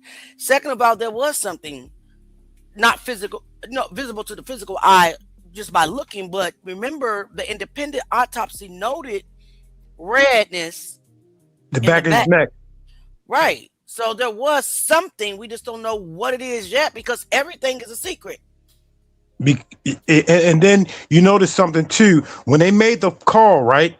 Where did they make the call from? The northwest tip of the island, right? Where he was found. Okay, now if he was found on the northwest tip of the island, now see, that's why I say I want them to miss me with the bullshit. If you was parked on the northwest part of the island and you drowned on the northwest part of the island and the currents were so strong, wouldn't it would have took you further out? I don't actually know currents. Maybe Brother Rogich can help you with that because I don't know how none of that works. It's just like if it's raining and the wind is blowing towards the east and it's raining from the west, it's going to push the water to the east. I mean, it's going to push the wind is going to push it to the east. So as it's going and more water come, it's going to constantly keep pushing it and pushing it till it goes further east until it stops. With him weighing 100 and maybe 83 pounds as a receiver or a safety, his body is heavy enough and the currents and the water is strong enough to push him further out away from the tip of the island instead of pushing him back on the shore. Yeah, because to push him for him to be pushed, like I said, depending on how the winds were blowing and how the waves were flowing, he would be pushed further out into open water. Yep. The thing again, it don't look like he drowned. Areas where people would sustain potential lethal damage was taken from him, his throat, back of the head. All suspect. You got the phone call, you got the different voices all saying something in alarm. We all hear it. So the thing is, it's all suspect. If anything, we're gonna find out exactly what happened. Now, yeah, they definitely killed him. What we're gonna do is find out how. That's what we're gonna do. Not if they killed him or not. No, we should already know it. This is way too suspect for us not to make assumptions that reality is showing us that we're supposed to make. You ain't got to be no damn police officer. You ain't got to be no investigative reporter. We're still human. We know humans. Yeah. We know human behavior. We can still read vibes and energy. Get out of here. It's not just only their specialists that can read a human. Right. Yeah.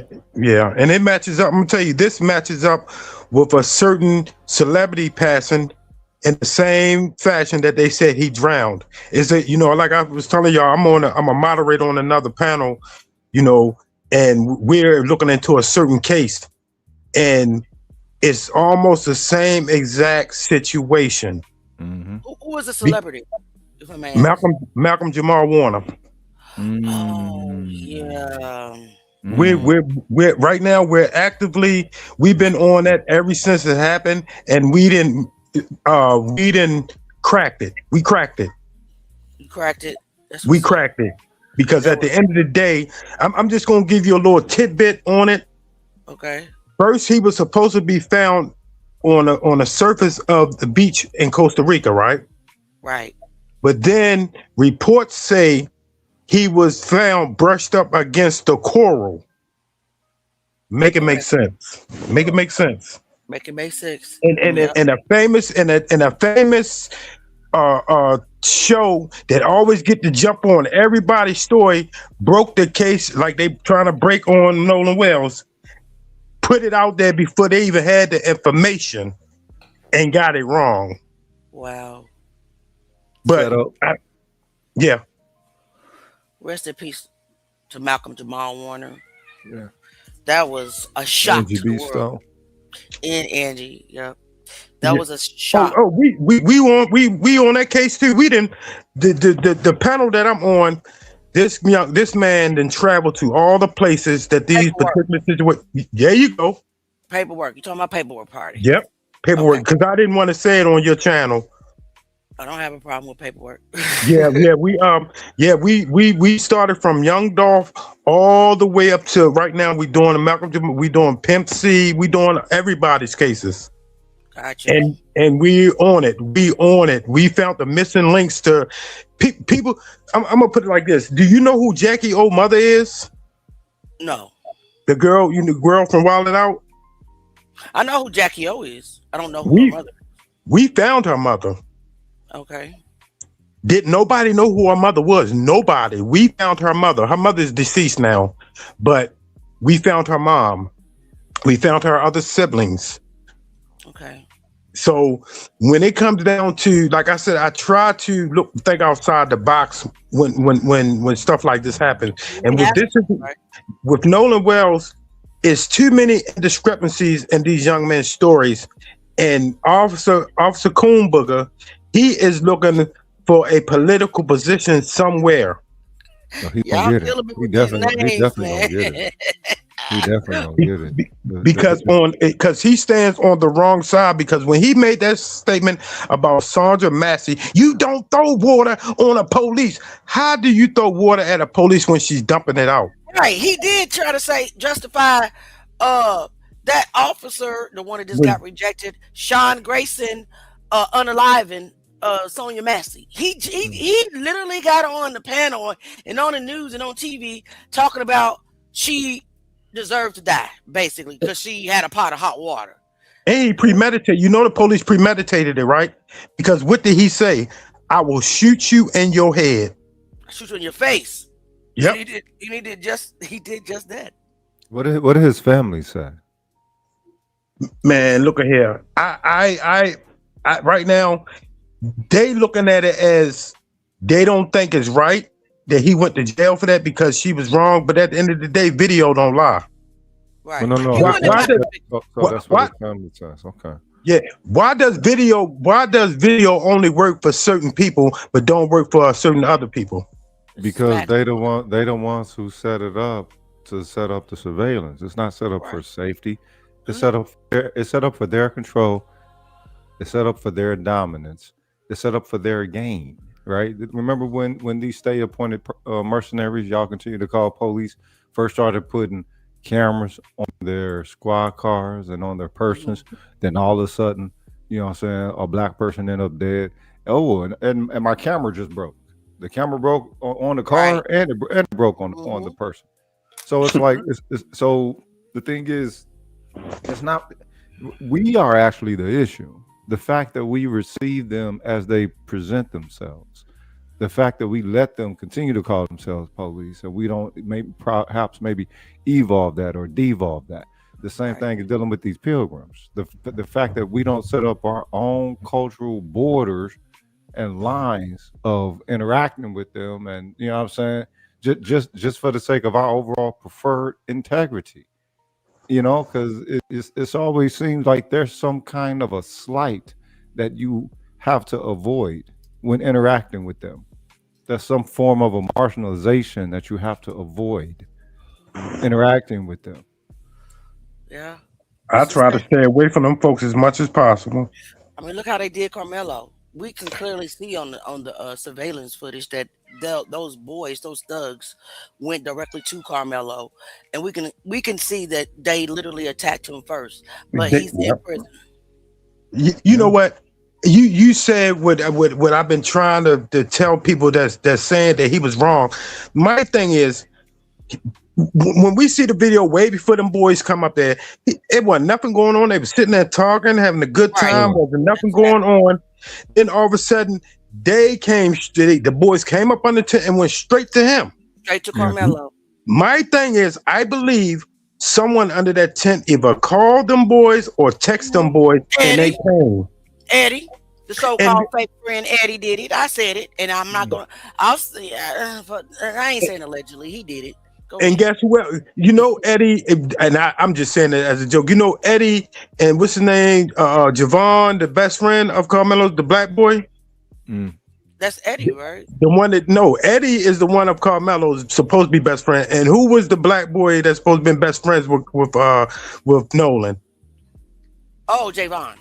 Javon and Eddie, I believe they distant cousins because they want to keep their place in the token privileged circle.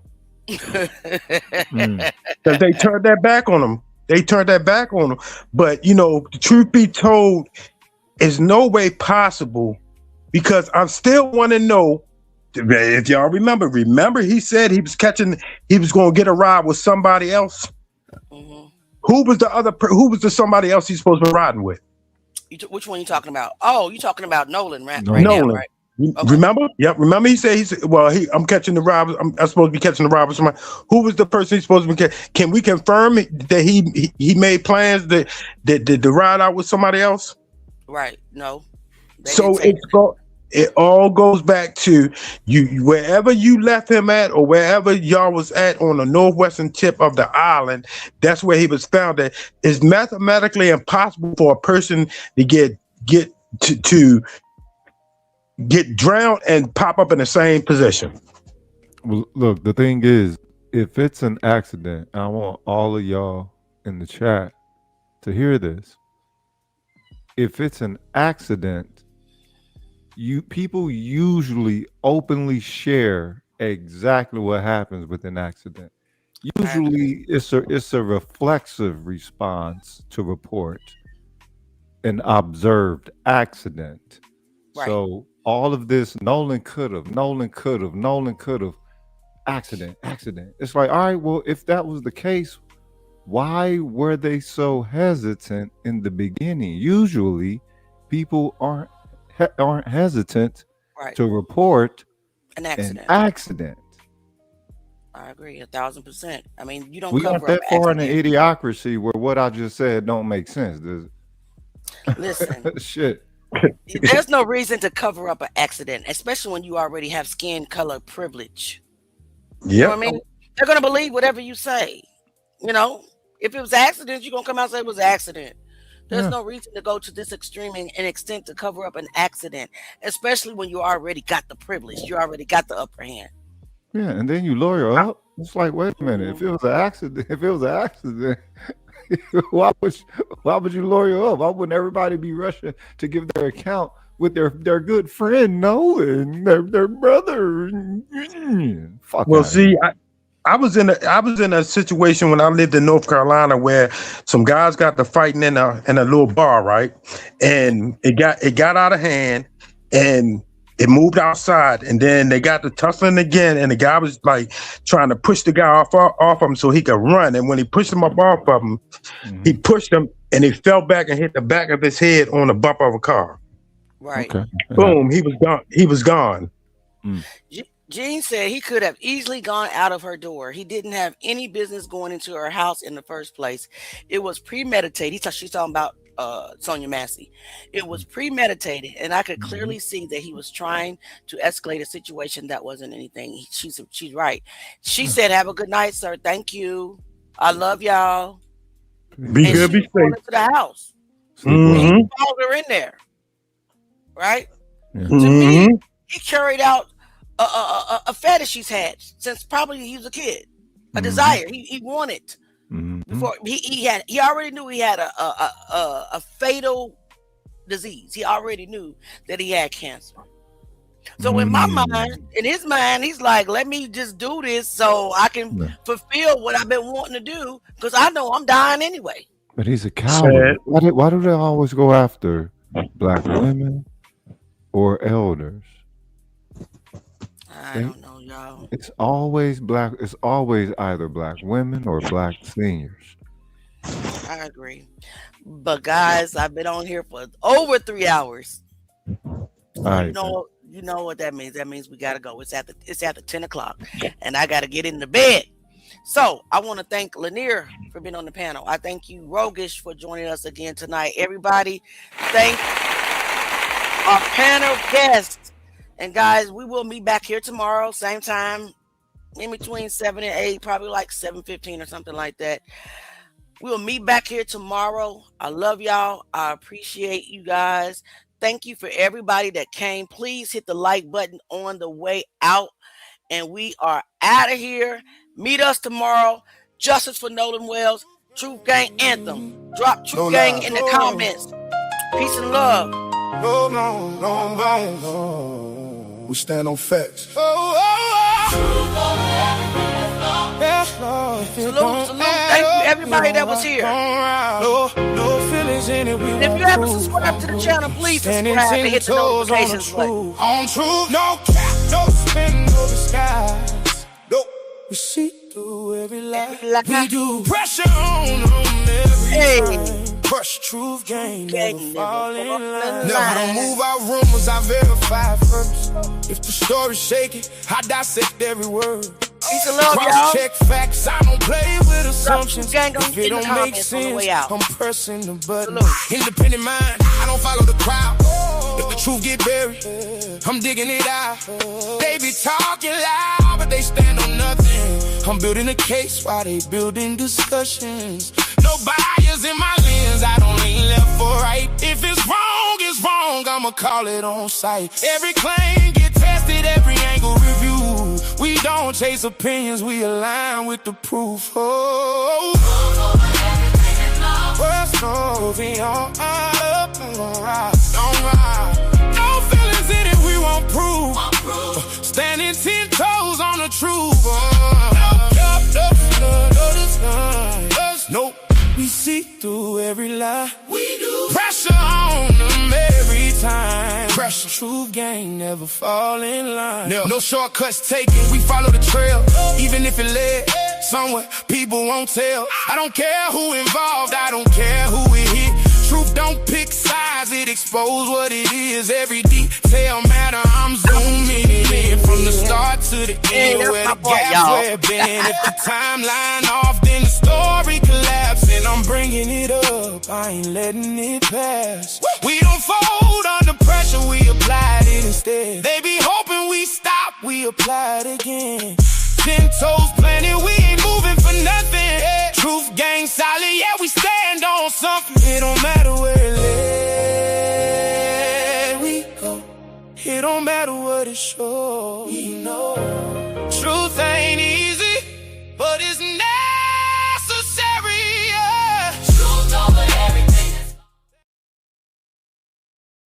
Please like, share, and subscribe. Thanks for coming. Please like, share, and subscribe.